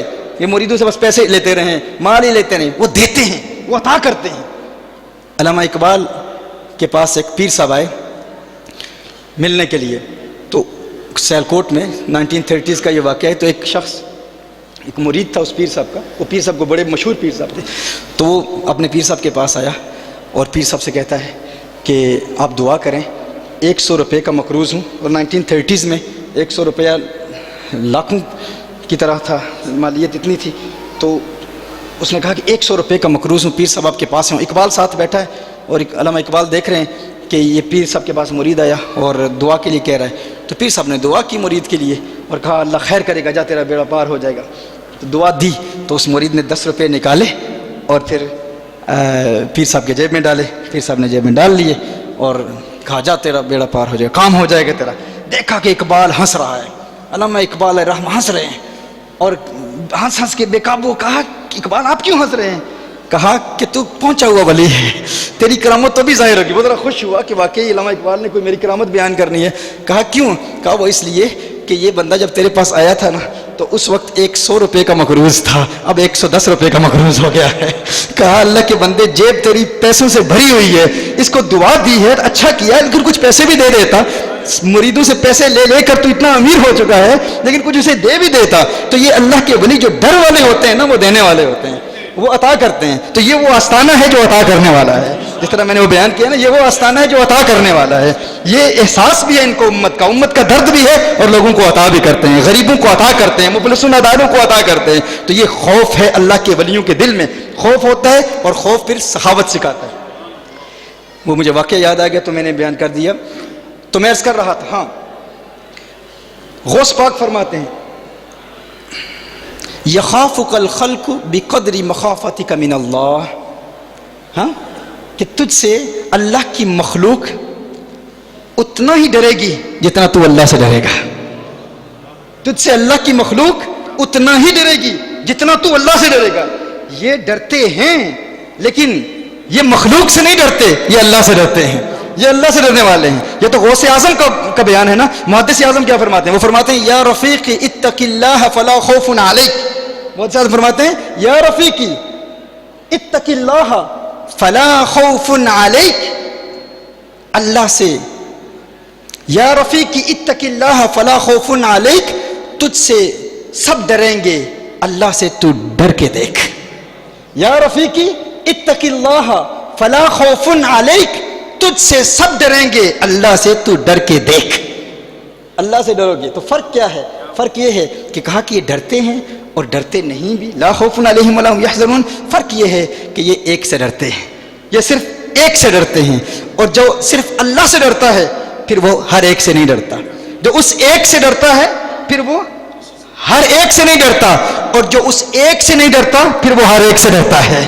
کبھی رشتہ داروں سے، کبھی دشمنوں سے، فلاں بدنام کرے گا، فلاں تحقیر کرے گا، فلاں تذلیل کرے گا، فلاں کہے گا کہ تو ناکام شخصیت ہے، فلاں کہے گا کہ تیری اولاد جو ہے تجھے بدنام کر رہی ہے، اولاد نافرمان نکلی، بیٹے کا رشتہ نہیں ہوا تو کہا کہ تو ناکام ہے، تیری تربیت صحیح نہیں ہے. کبھی رشتہ داروں کے تانوں سے ڈرے گا، کبھی مالداروں کے تانوں سے ڈرے گا، کبھی کوئی کہے گا کہ تو پولیٹیکل لائف میں کامیاب نہیں ہے، تو فلاں لائف میں کامیاب نہیں. ہر وقت بندہ خائف رہتا ہے، ڈرتا رہتا ہے، کیونکہ وہ لوگوں کو ہی خوش کرتا رہتا ہے، اللہ کی رضا کے لیے نہیں، فقط اپنے نفس کی تسکین کے لیے. لیکن جو ایک سے ڈرتا ہے، اللہ سے ڈرتا ہے، پھر وہ ہر ایک سے نہیں ڈرتا. لیکن جو اس ایک سے نہیں ڈرتا پھر وہ ہر ایک سے ڈرتا رہتا ہے، وہ ہر ایک سے ڈرتا رہتا ہے. کیوں؟ کیونکہ اسے یہ خوف ہوتا ہے. جو رب سے ڈرتا ہے پھر وہ سب سے نہیں ڈرتا، اور جو رب سے نہیں ڈرتا پھر وہ سب سے ڈرتا رہتا ہے، وہ پھر پریشان رہتا ہے. من عاد لی ولیا فقد آذنتہ بالحرب. جو رب سے ڈرتا ہے وہ جانتا ہے کہ میں اس سے ڈرتا ہوں، اب میرے دوست اس کے دوست، میرے دشمن اس کے دشمن. من اہان لی ولیا فقد بارزنی بالمحاربہ. اللہ جل وعلا ارشاد فرماتا ہے، حدیث قدسی ہے کہ جس نے میرے ولی کی توہین کی نا، اس نے میرے خلاف اعلان جنگ کیا. ایک تو ہے نا من عاد لی ولیا فقد آذنتہ بالحرب، من اہان لی ولیا فقد بارزنی بالمحاربہ افیظن الذی یحاربنی ان یقوم لی. اللہ ارشاد فرماتا ہے کہ جو میرے خلاف اعلان جنگ کر رہا ہے، کیا وہ سمجھتا ہے کہ وہ مجھ سے جیت جائے گا؟ کیا وہ میرا مقابلہ کر لے گا؟ بغداد کی گلی سے ایک فقیر کا گزر ہوتا ہے، اور ایک حلوائی اسے بلاتا ہے اور اسے دودھ پلاتا ہے. وہ دودھ پیتا ہے اور اللہ کا شکر ادا کرتا ہے. آگے گزر کے آگے چلا جاتا ہے اور آگے دیکھتا ہے کہ ایک فاحشہ عورت ہے اور اس کا کوئی یار اس کے ساتھ ہے، اور فاحشہ عورت وہاں کھڑی ہے. بارش ہو رہی ہے تو اس کا پاؤں پھسلتا ہے اور وہاں پر کیچڑ ہے، اور کیچڑ اچھل کے اس کے پاؤں میں، اس کے کپڑوں پہ گرتا ہے تو وہ اس کے کپڑے گندے ہو جاتے ہیں. تو اس کا جو یار تھا، اس کا جو محبوب تھا اس عورت کا، وہ اسے اس فقیر کو مارتا ہے. تھپڑ مارا اس فقیر کو، تھپڑ مار کے اسے کہا تجھے پتہ نہیں اس کے قیمتی اس کے کپڑوں کی کتنی قیمت ہے، اس قدر قیمتی کپڑے ہیں، تجھے پتہ نہیں. مارا اسے. تو فقیر آسمان کی طرف سر اٹھا کے وہ کہتا ہے اے اللہ، تو تیری شانیں بھی عجیب ہیں، عجیب شانیں تیری. کبھی حلوائی کی دکان پر دودھ پلاتا ہے اور کبھی تھپڑ مرواتا ہے. یہ اس کا کہنا تھا. وہ وہاں سے کہتے ہوئے چلا گیا، آسمان کی طرف دیکھ کے کہتا ہے کبھی دودھ پلاتا ہے اور کبھی مار پڑتی ہے، یا اللہ تیری شانیں بھی عجیب ہیں. فقیر کی زبان سے یہ بات نکلتی ہے. ادھر وہ جو اس کی محبوبہ تھی، وہ عورت تھی، اس کا پاؤں پھسلتا ہے، سر اس کا زمین پر لگتا ہے اور اس کی موت واقع ہو جاتی ہے. اب بغداد کے جو لوگ تھے وہ جانتے تھے یہ فقیر ہے، اور فقیر کی زبان میں اللہ جل وعلا نے، غوث پاک فرماتے ہیں نا، غوث پاک فرماتے ہیں کہ اللہ سے ڈرو اور اپنے آپ کو اللہ کی رضا میں فنا کر دو، پھر وہ مقام ملے گا کہ اللہ جل وعلا تمہاری زبان کو زبان کل بنا دے گا. میں شہباز کراں پروازاں وچ افلاک کرم دے ہوں، زباں تا میری کن برابر موڑاں کم قلم دے ہوں. افلاطون ارسطو ورگے میرے اگے کس کم دے ہو حاتم ورگے بادشاہ میرے اگے کس کم دے ہو. سلطان بہو علیہ رحمہ کا کچھ کلام ہے, اس قسم کے اشعار ہیں. لیکن یہ جو ہم کہتے ہیں نا کہ موڑا کم قلم دے ہو, یہ وہ تقدیر ہے جو بدل سکتی ہے, وہ تقدیر جو بدل نہیں سکتی, اس کے حوالے سے ہم یہ کلام نہیں کرتے. تو اس اللہ کے ولی نے, اس فقیر نے کہا یا اللہ تیری شان بھی نرالی ہے, عجیب شانیں ہیں تیری. تو وہ جو لوگ تھے نا وہاں پر, انہوں نے کہا کہ فقیر تیرا حوصلہ بھی اتنا ہی تھا, ہاں صرف اس نے تھپڑ ہی مارا تھا نا, تو نے اس کی جان ہی لے لی, بد دعا دی تو نے. اس نے کہا نہیں میں نے تو کوئی بد دعا نہیں دی, میں نے تو کوئی بد دعا نہیں دی. انہوں نے کہا نہیں دیکھ تو اس نے تجھے مارا اور تو نے اس کی جو محبوبہ تھی اس کو بد دعا دی, اس کی موت واقع ہوگی. اس نے کہا نہیں میں نے کوئی بد دعا نہیں دی, میں نے تو صرف یہی کہا یا اللہ کبھی تو حلوے کھلاتا ہے, کبھی تو دودھ پلاتا ہے اور کبھی مال پڑتی, میں نے اتنا کہا. جب انہوں نے ضد کی نہیں تو نے بد دعا دی, فقیروں کا اتنا ہی حوصلہ ہوتا ہے. اس نے کہا اصل بات یہ ہے کہ یہ محبوبوں کی لڑائی ہے, یہ جھگڑے ہیں محبوبوں کے, اس میں نے کوئی بد دعا نہیں دی. کہا کیا مطلب؟ کہا مطلب یہ ہے کہ میرا جب وہاں سے گزر ہوا, میری وجہ سے اس عورت کے کپڑے گندے ہوئے نا, تو اس کا محبوب ناراض ہو گیا, اور جب اس کے محبوب نے مجھ پر ناراضگی کا اظہار کر کے جب مجھے مارا نا, تو پھر میرا محبوب ناراض ہو گیا. بات محبوبوں کی ہے, یہ جھگڑے محبوبوں کے ہیں, میں نے کہاں بد دعا دی. کہا میرا محبوب ناراض ہو گیا جس سے میرا. تو یہ ڈرتے اس لیے نہیں ہیں, وہ جانتے ہیں کہ وہ رب ہے جو مدد کرتا ہے, وہ دشمنوں کو مٹاتا بھی ہے, انہیں اس بات کا یقین ہوتا ہے, انہیں اس بات کا وثوق ہوتا ہے. تو آؤ ڈر والے بنیں, اللہ کا خوف دل میں پیدا کریں. اور یاد رکھیں خوف کا دعویٰ تو ہر کوئی کرتا ہے, ہر کوئی کہتا ہے میرے دل میں خوف ہے. یہ نہ کہا کریں دل میں, کہاں خوف ہے ہمارے دل میں, ہاں کہاں ڈر ہے ہمارے دل میں. یہ فقط دعوے ہیں. ڈر والا نماز قضا کر سکتا ہے, ڈر والا عبادت قضا. دیکھیں کہ بندہ 3 دن کے لیے سویا ہوا نہ ہونا, سفر پر جا رہا ہو اور کہیں رکے اور کوئی شخص اسے کہے, کوئی دوست مل جائے راستے میں. ہم سفر پر رہتے ہیں تو ہمیں پتہ ہے نیند کا غلبہ کتنا ہوتا ہے. ڈاکٹر صاحب کو پتہ ہے اکثر بات ہوتی ہے نیند ہی نہیں ہوتی, جب گفتگو ہوتی ہے تو پھر الفاظ بھی ترتیب نہیں پاتے. کیوں؟ کیونکہ نیند کے غلبے کو بندہ اس پر کنٹرول نہیں پا سکتا. سمجھ لیں کہ 3 دن کا بندہ سویا ہوا نہ ہو, سفر پر ہو, تو کہیں کسی کمرے میں اسے جگہ ملے, کوئی دوست مل جائے اور دوست کہے ٹھیک ہے یہاں پر میٹرس وغیرہ میں تجھے دیتا ہوں, بستر لگا کے دیتا ہوں, آرام سے سو جا, 3 دن کا تو سویا ہوا نہیں ہے. تو لیکن ذرا خیال رکھنا, اس کمرے میں اس چھوٹا سا سوراخ ہے, اس سوراخ سے کبھی کبھی سانپ نکل آتا ہے, سو جا آرام سے, لیکن ذرا اس بات کا خیال رکھنا. تو بتاؤ آپ, جس کو سانپ کے نکلنے کا اندیشہ ہو وہ سو پائے گا؟ اس کی آنکھ لگے گی.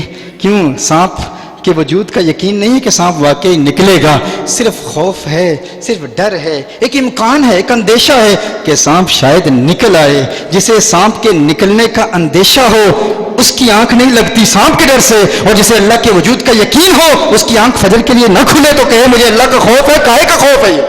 یہ خوف نہیں ہے, یہ خوف کا دعویٰ ہے, یہ خوف کا دعویٰ ہے. تو یاد رکھیں یہ جو آیا کریمہ ہے اللہ جل وعلا کے توکل کے حوالے سے, اللہ کے خوف کے حوالے سے, اللہ کا خوف حقیقتاً اگر ہمارے دل میں تقویٰ پیدا ہو جائے, اللہ جل وعلا قرآن کریم میں ارشاد فرماتا ہے, سورۃ الطلاق میں اللہ جل وعلا ارشاد فرماتا ہے وَمَن يَتَّقِ اللَّهَ يَجْعَل لَّهُ مِنْ أَمْرِهِ يُسْرًا. اللہ جل وعلا جو بندہ اللہ کا ڈر اپنے دل میں پیدا کر دے, اللہ جل وعلا اس کا زندگی کا ہر کام آسان کر دیتا ہے, کوئی مشکلات اس کے لیے نہیں رہتی. سورہ انفال میں اللہ جل وعلا نے ارشاد فرمایا ان تتقوا اللہ یجعل لکم فرقانا, کہ اگر تم اللہ جل وعلا کا تقوی اختیار کر لو, اپنے دل میں ڈر پیدا کر دو, اللہ جل وعلا کا حقیقی خوف پیدا کر لو, صرف اللہ سے ڈرو, اللہ جل وعلا تم میں حق اور باطل کے مابین امتیاز کرنے کی صلاحیت پیدا کر دے گا.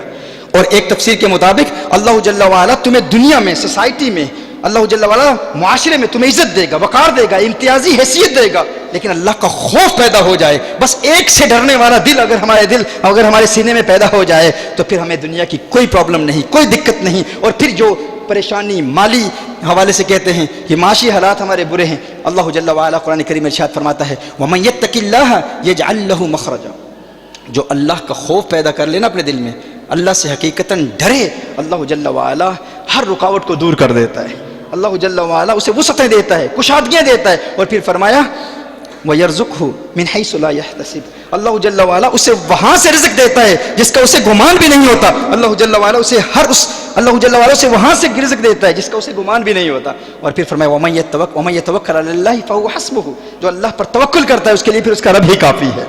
میرے آقا صلی اللہ علیہ وسلم نے ارشاد فرمایا, اس آیت کے متعلق حضور اکرم صلی اللہ علیہ وسلم ارشاد فرماتے ہیں کہ ایک آیت ایسی ہے کہ اگر کوئی بندہ اس کو محفوظ کر لے تو اللہ جل وعلا اس آیت کی برکت سے اس کی ہر حاجت پوری کر دے گا. یہ آیت ہے سورہ الطلاق کی آیا نمبر 2 اور آیا نمبر 3 اس کی عادت بنا لیں، اور اس کا شان نزول بھی بڑا خوبصورت ہے۔ عوف بن مالک میرے آقا صلی اللہ علیہ وسلم کے صحابی حضور کی بارگاہ میں حاضر ہوتے ہیں، عرض کرتے ہیں کہ مشرکین نے میرے بیٹے کو قید کر لیا ہے، مشرکین نے میرے بیٹے کو قید کر لیا ہے، اور پھر اپنی جو ناداری اور مفلسی کی شکایت بھی کی کہ فاقوں کی زندگی ہے۔ تو میرے آقا صلی اللہ علیہ وسلم نے ارشاد فرمایا لا حول ولا قوت الا باللہ العلی العظیم، یہ کثرت سے پڑھو اور صبر کرو اور اللہ کے ڈر سے پڑھو، اللہ سے ڈرتے ہوئے اور صبر کرتے ہوئے۔ ہم اوراد پڑھتے ہیں لیکن اللہ کے خوف کے ساتھ جب اوراد پڑھیں گے نا تو پھر فائدہ حاصل ہوگا۔ حضرت عوف بن مالک رضی اللہ تعالیٰ عنہ اپنے گھر جاتے ہیں۔ اب مشکل کیا تھی؟ بیٹا مشرکین کی قید میں تھا، اور دوسری مشکل کیا تھی؟ بیٹا مشرکین کی قید میں تھا اور مال نہیں تھا، دولت نہیں تھی، اور معاشی حوالے سے شکایت کی۔ تو حضور نے ارشاد فرمایا یہ وظیفہ دیا، یہ وظیفہ آپ سب لے کے جائیں آج۔ حضور نے فرمایا کثرت سے لا حول ولا قوت الا باللہ العلی العظیم پڑھو، اور پھر نبی کریم صلی اللہ علیہ وسلم نے ارشاد فرمایا اللہ کے ڈر کے ساتھ صبر کرو اور اللہ کے ڈر کے ساتھ پڑھو۔ وہ گھر جاتے ہیں، اپنی زوجہ سے بھی کہتے ہیں، زوجہ بھی پڑھتی ہے، وہ بھی پڑھتے ہیں۔ ابھی وہ پڑھ ہی رہے ہیں تو دروازے پہ بیٹے نے دستک دی، دروازہ کھولا، بیٹا آ گیا، بیٹا بھی موجود ہے، اور ایک روایت کی روشنی میں 4000 بکریاں بھی ساتھ ہیں اس کی۔ غربت اور مفلسی کا شکوہ تھا، لا حول ولا قوت الا باللہ العلی العظیم پڑھا، 4000 بکریاں بھی ہیں اور بیٹا بھی آ گیا۔ یہ اس ورد کی برکت تھی۔ وہاں کفار جنہوں نے اسے قید کیا ہوا تھا وہاں سے کوئی راستہ اس کے لیے نکلا، یہ وہاں سے فرار ہوا، بکریاں بھی ساتھ لے کے آ گیا۔ لیکن شرط کیا ہے؟ اگر چاہتے ہو کہ مالی حوالے سے وسعت ملے، آسانی ہو، تو پھر لا حول ولا قوت الا باللہ العلی العظیم کثرت سے پڑھو، لیکن اللہ کے خوف سے پڑھو، اللہ کے ڈر سے پڑھو۔ اور ان لوگوں کی بات نہ سنو جو یہ کہتے ہیں کہ ان اوراد اور وظائف میں کوئی فائدہ نہیں ہے، ان میں فائدہ ہے۔ یہ فلسفیوں کی بات ہے۔ فلاسفرز کہتے ہیں کہ ہم اللہ جل وعلا کی ذات کو مانتے ہیں لیکن اللہ کے اسم کی قوت کو نہیں مانتے، اللہ کی قوت کو نہیں مانتے۔ ابو بکر شبلی علیہ رحمہ درس دے رہے ہیں اور مجمع میں بولی سینہ اب سینہ بیٹھا ہے، ابو بکر شبلی علیہ رحمہ بیان کر رہے ہیں اللہ جل وعلا کے نام کی تاثیر، کہ اللہ کے نام میں کتنی قوت ہے، کہ اس نام میں اتنی قوت ہے کہ انسان کے دل کی دنیا بدل دیتا ہے۔ بولی سینہ کھڑا ہو گیا، اس نے کہا ہم فلسفی ہیں، ہم تو فلاسفرز ہیں، ہم تو شکل خارجی کو مؤثر مانتے ہیں، شکل لفظی، شکل کتابی اور شکل ذہنی کو مؤثر نہیں مانتے۔ یعنی فلاسفرز کہتے ہیں کہ ہر چیز کی جو شکل خارجی ہے اس کی ایکسٹرنل ایگزسٹنس ہے، وہی اثرات مرتب کرتی ہے، وہی مؤثر ہوتی ہے، لیکن کسی چیز کی شکل ذہنی، شکل کتابی، شکل لفظی یہ مؤثر نہیں ہوتی۔ مثال کے طور پر آگ ہے، آگ کی شکل خارجی کیا ہے؟ ایکسٹرنل ایگزسٹنس کیا ہے؟ آگ ہے، اٹ سیلف آگ۔ لیکن اگر آپ اس کی شکل لفظی کو دیکھیں، آگ کا تلفظ کریں تو آگ کا تلفظ کرنا کیا آپ کی زبان کو جلائے گا؟ زبان نہیں جلے گی نا۔ تو کہا کہ شکل لفظی مؤثر نہیں ہوتی۔ آگ کے بارے میں آپ سوچیں، ذہن میں سوچیں تو کیا آپ کا دماغ جلے گا؟ نہیں۔ تو کہا کہ شکل ذہنی بھی مؤثر نہیں ہوتی۔ اور آگ کو کسی کتاب کاغذ پر لکھیں تو کاغذ جلے گا؟ نہیں جلے گا۔ تو کہا کہ شکل کتابی بھی مؤثر نہیں ہوتی، ہم فقط ایکسٹرنل ایگزسٹنس کو، شکل خارجی کو مؤثر مانتے ہیں۔ تم کہتے ہو کہ اللہ جل وعلا کے نام میں اتنا اثر ہے، ابھی ہم نے اللہ کے وجود کو مانا ہے، اللہ کی ذات دلوں کی دنیا بدل دیتی ہے، لیکن اللہ کے نام میں یہ تاثیر کیسے ہے کہ اللہ کا نام دل کی دنیا بدل دے گا؟ حضرت ابو بکر شبلی رحمہ اللہ کے ولی ہیں، انہوں نے کہا بولی سینا تو گدھا ہے، اب گدھے کو کون سمجھائے؟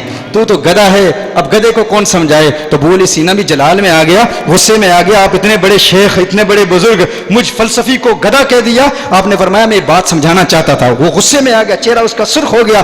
آپ نے کہا تو نے دیکھا میں نے وقت گدھے کا نام لیا، اگر گدھے کے نام میں اتنا اثر ہے کہ تیرے چہرے کا رنگ بدل سکتا ہے تو اللہ کے نام میں اتنا اثر کیوں نہیں ہے کہ تیرے دل کا ظلم دور کر دے؟ اللہ کا نام لے تیرے دل کی دنیا بدل جائے گی۔ اللہ اللہ کا ورد کرتے رہیں، اللہ کا نام لیتے رہیں، اور ان اوراد میں اتنی قوت ہے، ان اوراد میں اتنی تاثیر ہے، ان میں اتنا اثر ہے۔ اور میں کہا کرتا ہوں آج پوری دنیا میں الحمدللہ اس ورد کی برکت سے لاکھوں نوجوان بغیر مبالغے کے میں کہتا ہوں استغفار کثرت سے پڑھ رہے ہیں۔ امام احمد بن حنبل علیہ رحمہ کا یہ واقعہ میں آج آپ کی بارگاہ میں پیش کرتا ہوں۔ استغفار کثرت سے پڑھیں، حضور کی بارگاہ میں درود و سلام کے گجرے بھی نچھاور کریں کثرت سے، اور استغفر اللہ استغفر اللہ استغفر اللہ یہ کثرت سے پڑھیں۔ اس کا فائدہ کیا ہے کہ اس کی کثرت سے انسان مستجاب الدعوات ہو جاتا ہے، جو دعا کرتا ہے اللہ جل وعلا قبول فرما لیتا ہے۔ امام احمد بن حنبل سفر پر ہیں، مجتہد مطلق غوث اعظم کے امام ہیں امام احمد بن حنبل رحمہ اللہ۔ فقہ میں امام احمد بن حنبل سفر پر ہیں، مغرب کی نماز ایک جگہ ادا کرتے ہیں، شدید سخت سردی کی رات ہے، غوث اعظم امام احمد بن حنبل نماز ادا کرتے ہیں مغرب کی، اور ارادہ ان کا ہے کہ عشاء کی نماز کے بعد وہاں قیام کروں گا، رات مسجد میں گزاروں گا۔ تو ایک مسجد میں کوئی بابا آتا ہے، جس طرح آج کل بھی بزرگ مسجدوں میں ہوتے ہیں، میں اکثر کہا کرتا ہوں جلالی قسم کے بزرگ ہوتے ہیں، بابا نکلو باہر۔ وہ تو سوشل میڈیا کا دور نہیں تھا کہ لوگ پہچان لیتے کہ مجتہد مطلق آیا ہوا ہے، اتنا بڑا امام آیا ہوا ہے، یہاں مجھ جیسے گنہگاروں کے سردار اور تہی دامن علم و عمل جیسا بندہ یہاں پر آتا ہے، اتنے بڑے بڑے بزرگ یہاں بیٹھے ہیں اور ان کا کوئی احترام نہیں کرتا، اور مجھ احکر کا احترام کرنے کے لیے لوگ کھڑے ہو جاتے ہیں۔ تو آج یہ سوشل میڈیا کا دور ہے، بڑا عجیب قسم کا مصنوعی بناوٹ کا دور ہے، لیکن اس وقت تو ایسا کوئی سلسلہ نہیں تھا۔ امام احمد بن حنبل جیسا مجتہد وہاں ہے مسجد میں، وہ بابا جی کہتے ہیں آپ نکلو، کہا سخت سردی ہے مجھے رات یہاں گزارنے دو، کہا نہیں آپ کو اجازت نہیں ہے، عشاء کی نماز پڑھو اور نکلو۔ وہ اپنا سامان اٹھا کے باہر جاتے ہیں اور دیکھتے ہیں کہ ایک نان بھائی تنور پر روٹیاں پکا رہا ہے، تو آپ نے دیکھا وہاں پر تنور میں، اس نے آپ نے کہا کہ یہاں آگ ہے تو اگر تو اجازت دیتا ہے تو میں رات یہاں گزار لوں، بہت سردی لگ رہی ہے۔ اس نے کہا بڑے میاں آ جائیں، آپ بیٹھ جائیں، اجازت ہے کیوں نہیں۔ آپ اسے بڑی محبت بھری نگاہ سے دیکھ رہے ہیں، مسکرا رہے ہیں۔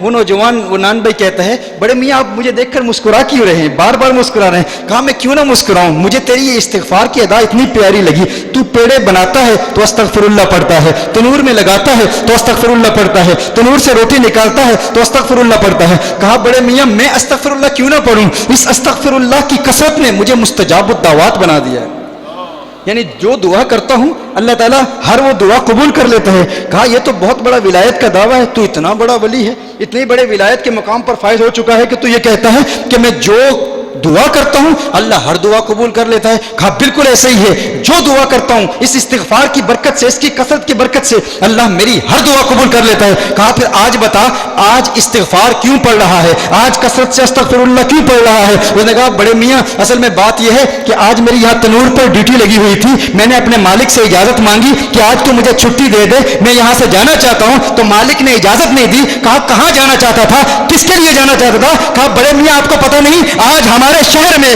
آج ہمارے گاؤں میں، آج ہمارے علاقے میں اللہ کا ایک ولی آیا ہوا ہے، ایک بہت بڑا عالم آیا ہوا ہے، ایک بہت بڑا مجتہد آیا ہوا ہے۔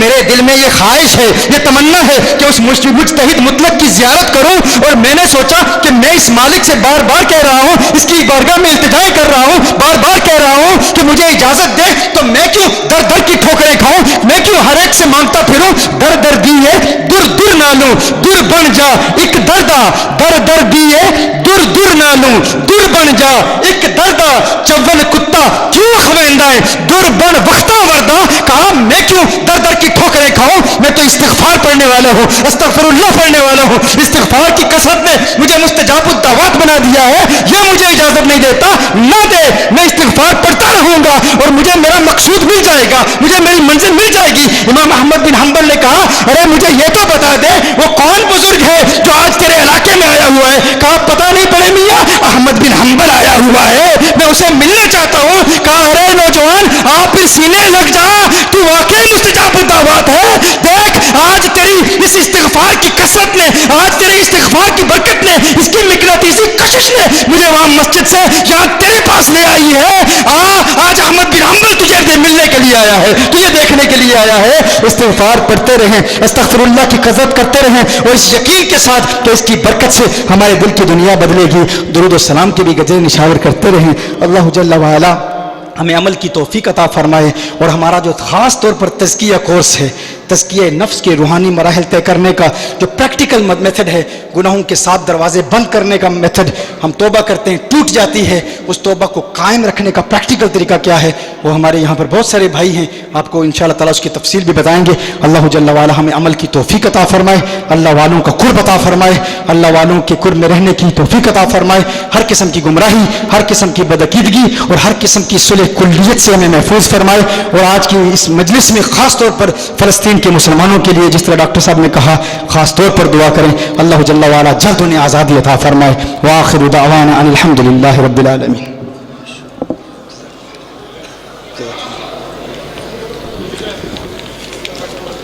یہ دعا کے لیے کہا تھا نا بزرگوں کے،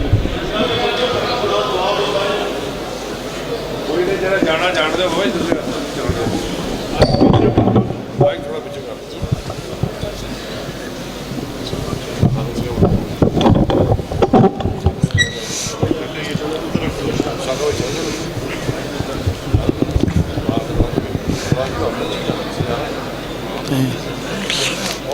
أعوذ بالله من الشيطان الرجيم. بسم الله الرحمن الرحيم. قل يا أيها الكافرون لا أعبد ما تعبدون ولا أنتم عابدون ما أعبد ولا أنا عابد ما عبدتم ولا أنتم عابدون ما أعبد لكم دينكم ولي دين. بسم الله الرحمن الرحيم. قل هو الله أحد الله الصمد لم يلد ولم يولد ولم يكن له كفوا أحد. بسم الله الرحمن الرحيم. قل هو الله أحد الله الصمد لم يلد ولم يولد ولم يكن له كفوا أحد. بسم الله الرحمن الرحيم. قل هو الله أحد الله الصمد لم يلد ولم يولد ولم يكن له كفوا أحد. بسم الله الرحمن الرحيم. قل أعوذ برب الفلق من شر ما خلق ومن شر غاسق إذا وقب ومن شر النفاثات في العقد ومن شر حاسد إذا حسد. بسم الله الرحمن الرحيم. قل أعوذ برب الناس ملك الناس إله الناس من شر الوسواس الخناس الذي يوسوس في صدور الناس من الجنة والناس. بسم الله الرحمن الرحيم. الحمد لله رب العالمين الرحمن الرحيم مالك يوم الدين إياك نعبد وإياك نستعين اهدنا الصراط المستقيم صراط الذين أنعمت عليهم غير المغضوب عليهم ولا الضالين آمين. بسم الله الرحمن الرحيم. ألف لام ميم ذلك الكتاب لا ريب فيه هدى للمتقين الذين يؤمنون بالغيب ويقيمون الصلاة ومما رزقناهم ينفقون والذين يؤمنون بما أنزل إليك وما أنزل من قبلك وبالآخرة هم يوقنون أولئك على هدى من ربهم وأولئك هم المفلحون. وإلهكم إله واحد لا إله إلا هو الرحمن الرحيم. إن رحمة الله قريب من المحسنين وما أرسلناك إلا رحمة للعالمين. ما كان محمد أبا أحد من رجالكم ولكن رسول الله وخاتم النبيين وكان الله بكل شيء عليما. إن الله وملائكته يصلون على النبي يا أيها الذين آمنوا صلوا عليه وسلموا تسليما. اللهم صل على سيدنا ومولانا محمد صاحب التاج والمعراج والبراق والعلم دافع البلاء والوباء والقحط والمرض والألم. اسمه مكتوب مرفوع مشفوع منقوش في اللوح والقلم سيد العرب والعجم. جسمه مقدس معطر مطهر منور في البيت والحرم. شمس الضحى بدر الدجى صدر العلا نور الهدى كهف الورى مصباح الظلم جميل الشيم شفيع الأمم صاحب الجود والكرم. والله عاصمه وجبريل خادمه والبراق مركبه والمعراج سفره وسدرة المنتهى مقامه وقاب قوسين مطلوبه والمطلوب مقصوده والمقصود موجوده. سيد المرسلين خاتم النبيين شفيع المذنبين أنيس الغريبين رحمة للعالمين راحة العاشقين مراد المشتاقين. شمس العارفين سراج السالكين مصباح المقربين محب الفقراء والغرباء واليتامى والمساكين. سيد الثقلين نبي الحرمين إمام القبلتين وسيلاتنا في الدارين.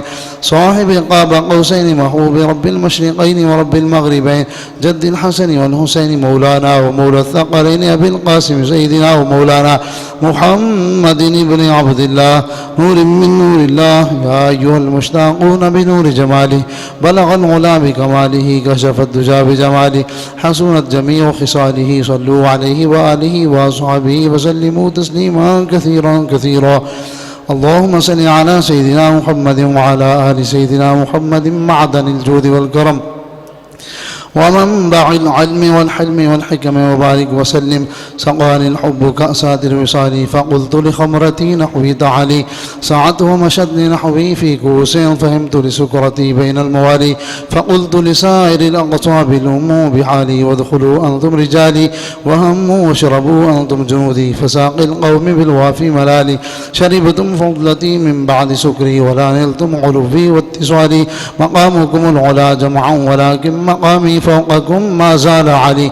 أنا في حضرة التقريب وحدي يصرفني وحسبي ذو الجلال. أنا البازي وشهب كل شيخ ومن ذا في الرجال أعطى مثالي. كساني خلعة باجتراز عزم وتوجني بتيجان الكمال. وأطلعني على سر قديم وقلدني وأعطاني سؤالي. وولاني على الأقطاب جمعا فحكمي نافذ في كل حال. فلو ألقيت سري في بحار لصار الكل غورا في الزوال. ولو ألقيت سري في جبال لدكت واختفت بين الرمال. ولو ألقيت سري فوق نار لخمرت وانطفت من سر حالي. ولو ألقيت سري فوق ميت لقام بقدرة المولى تعالي. وما منها جور أو ظهور تمر وتنقضي إلا تالي. وتخبرني بما يأتي ويجري وتعلمني فأقصر عن جدالي. مريديهم واطيب واشطح وغني وافعل ما تشاء فالاسم علي. مريدي لا تخف الله ربي أعطاني رفعة نلت الملالي. مريدي لا تخف باش فإني عزوم قاتل عند القتال. سبولي في السماء والأرض دقت وشاؤوس السعادة قد بدالي. بلاد الله ملكي تحت حكمي ووقتي قبل قلبي قد صفالي. نظرت إلى بلاد الله جمعا كخردلة على حكم اتصالي. وكل ولي له قدم وإني على قدم النبي بدر الكمال. درست العلم حتى صرت قطبا ونلت السعد من مولى الموالي. رجالي في هواجرهم زيام وفي غلم الليالي كاللآلي. أنا الحسنج والمخدع مقامي وأقدامي على عنق الرجال. أنا الجيلي محي الدين اسمي وأعلامي على رأس الجبال. وعبد القادر المشهور اسمي وجدي صاحب العين الكمال. صدقت يا غوث الأعظم تقبلني تقبلني تقبلني ولا تردد سؤالي. أغثني سيدي أغثني سيدي أغثني سيدي انظر بحالي. بحرمة سيد الأبرار العلي عليه الصلاة والسلام. اللهم صل على سيدنا ومولانا محمد معدن الجود والكرم وآله وبارك وسلم. یا الہی رحم فرما مصطفیٰ کے واسطے. یا رسول اللہ کرم کیجئے خدا کے واسطے. مشکلیں حل کر شے مشکل کشا کے واسطے. کربلا رت شہید کربلا کے واسطے. سید سجاد کے صدقے میں ساجد رکھ مجھے علم حق دے باقر علم خدا کے واسطے. صدق صادق کا تصدق صادق الاسلام کر بے غضب راضی ہو کاظم اور رضا کے واسطے. بہر معروف بسری معروف دے بے خود سری جون دے حق میں گن جنید با صفا کے واسطے. بہر شبلی شیر حق دنیا کے کتوں سے بچا. ایک کارک عبد واحد بے یا کے واسطے. بالفرح کا صدقہ کر غم کو فرح دے حسن و سعد. بالحسن اور موسیٰ سازا کے واسطے. قادری کر قادری رخ قادریوں میں اٹھا. قدر عبد القادر قدرت نما کے واسطے. احسن اللہ لہم رزقا زدے رزق حسن بندہ رزاق تاج الاسفیاء کے واسطے. نصر ابی صالح کا صدقہ صالح و منصور رکھ دے حیات دی محی جان فضا کے واسطے. طور عرفان و علو و حمد و حسن و بہا دے علی موسیٰ حسن احمد بہا کے واسطے. بہر ابراہیم مجبر ناری غم گلزار کا بھیک دے داتا بھکاری بادشاہ کے واسطے. خانہ دل کو زیادہ روئے ماں کو جمال جائز یا مولا جمال الاولیاء کے واسطے. دے محمد کے لیے روزی کا رحمت کے لیے خانہ فضل اللہ سے عزاگدہ کے واسطے. دین و دنیا کے مجھے برکات دے برکات سے. عشق حق دے عشق انتباہ کے واسطے. حب اہل بیت دے آل محمد کے لیے کر شہید عشق حمزہ پیشوا کے واسطے. دل کو اچھا تن کو ستھرا جان کو پر نور کا اچھے پیارے شمس دین بدر العلا کے واسطے. دو جہاں میں خادم آل رسول اللہ کر حضرت آل رسول مقتدیٰ کے واسطے. نور جانو نور ایمان نور قبر و حشر دے بالحسین احمد نوری ضیاء کے واسطے. کر عطا احمد رضا احمد مرسل مجھے میرے مولا حضرت احمد رضا کے واسطے. حامد و محمود اور حماد و نوری کر مجھے میرے آقا حضرت حامد رضا کے واسطے. بحر امجد کر عطا مجھ کو رضا مصطفیٰ اور شریعت کی بہار مصطفیٰ کے واسطے. یا الہی سردر احمد پہ ہو وقت اجل. یا الہی سردر احمد پہ ہو وقت اجل. یا الہی سردر احمد پہ ہو وقت اجل. مرشدی سردار احمد بارضا کے واسطے. یا خدا سر پر میرے دائم رہے فضل رسول. یا خدا سر پر میرے دائم رہے فضل رسول. یا خدا سر پر میرے دائم رہے فضل رسول. فضل رسول با صفا کے واسطے. ہم غلاموں کو ملے فیض رسول ہاشمی. ہم غلاموں کو ملے فیض رسول ہاشمی. ہم غلاموں کو ملے فیض رسول ہاشمی. مرشدی فیض رسول حق نما کے واسطے. صدقہ آیاں کا دے چھ عین عز و علم و عمل عفو و عرفان عافیت ہے گدا کے واسطے. سبحان ربك رب العزة عما يصفون وسلام على المرسلين والحمد لله رب العالمين. الله أكبر الله أكبر لا إله إلا الله والله أكبر الله أكبر ولله الحمد.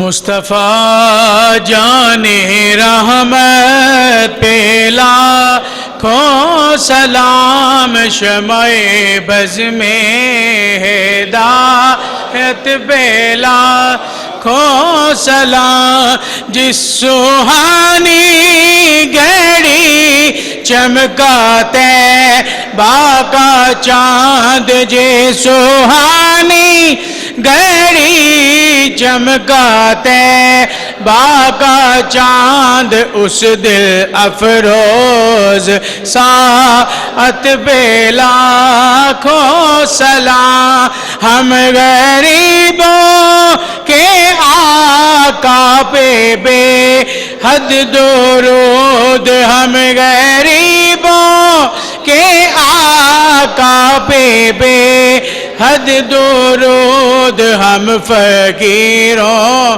کی ثروت پہ لاکھوں سلام، غوث اعظم امام تو کا ولوں کا، غوث اعظم امام تو کا ولوں کا، جلوائے شان قدرت پہ لاکھوں سلام، مجھ سے خدمت کے قدسی کہیں ہاں رضا، مجھ سے خدمت کے قدسی کہیں ہاں رضا، مصطفیٰ جان رحمت پہ لاکھوں سلام۔ مولا اچھا تقریر فرما رہے تھے شامی صاحب، تو میں روکا نہیں، اصل ٹائم تھی 9:40 دعا دا. اللهم صل على سيدنا محمد وعلى آله وصحبه. ربنا آتنا في الدنيا حسنة ربنا ظلمنا أنفسنا خاسرين اللهم إني أسألك عملا متقبلا. جو کچھ پڑھے آقا صلی اللہ علیہ وسلم نے بارکات، صحابہ اہل بیت کرام اور سے بارکات، دو دوست احباب تشریف لائے، تمام احباب دیکھنا اللہ احباب دنیا تشریف لائے انہیں خدمت پیش کرنا، خصوص حدث پاکستان جانشین برسد پاکستان، تمام دوست احباب جو دوستوں نے اس دنیا تو احباب والدین تشریف لائے انہیں تمام برادر پوری فرما. الفاتحہ جی. اللہم صلی اللہ علیہ وسلم.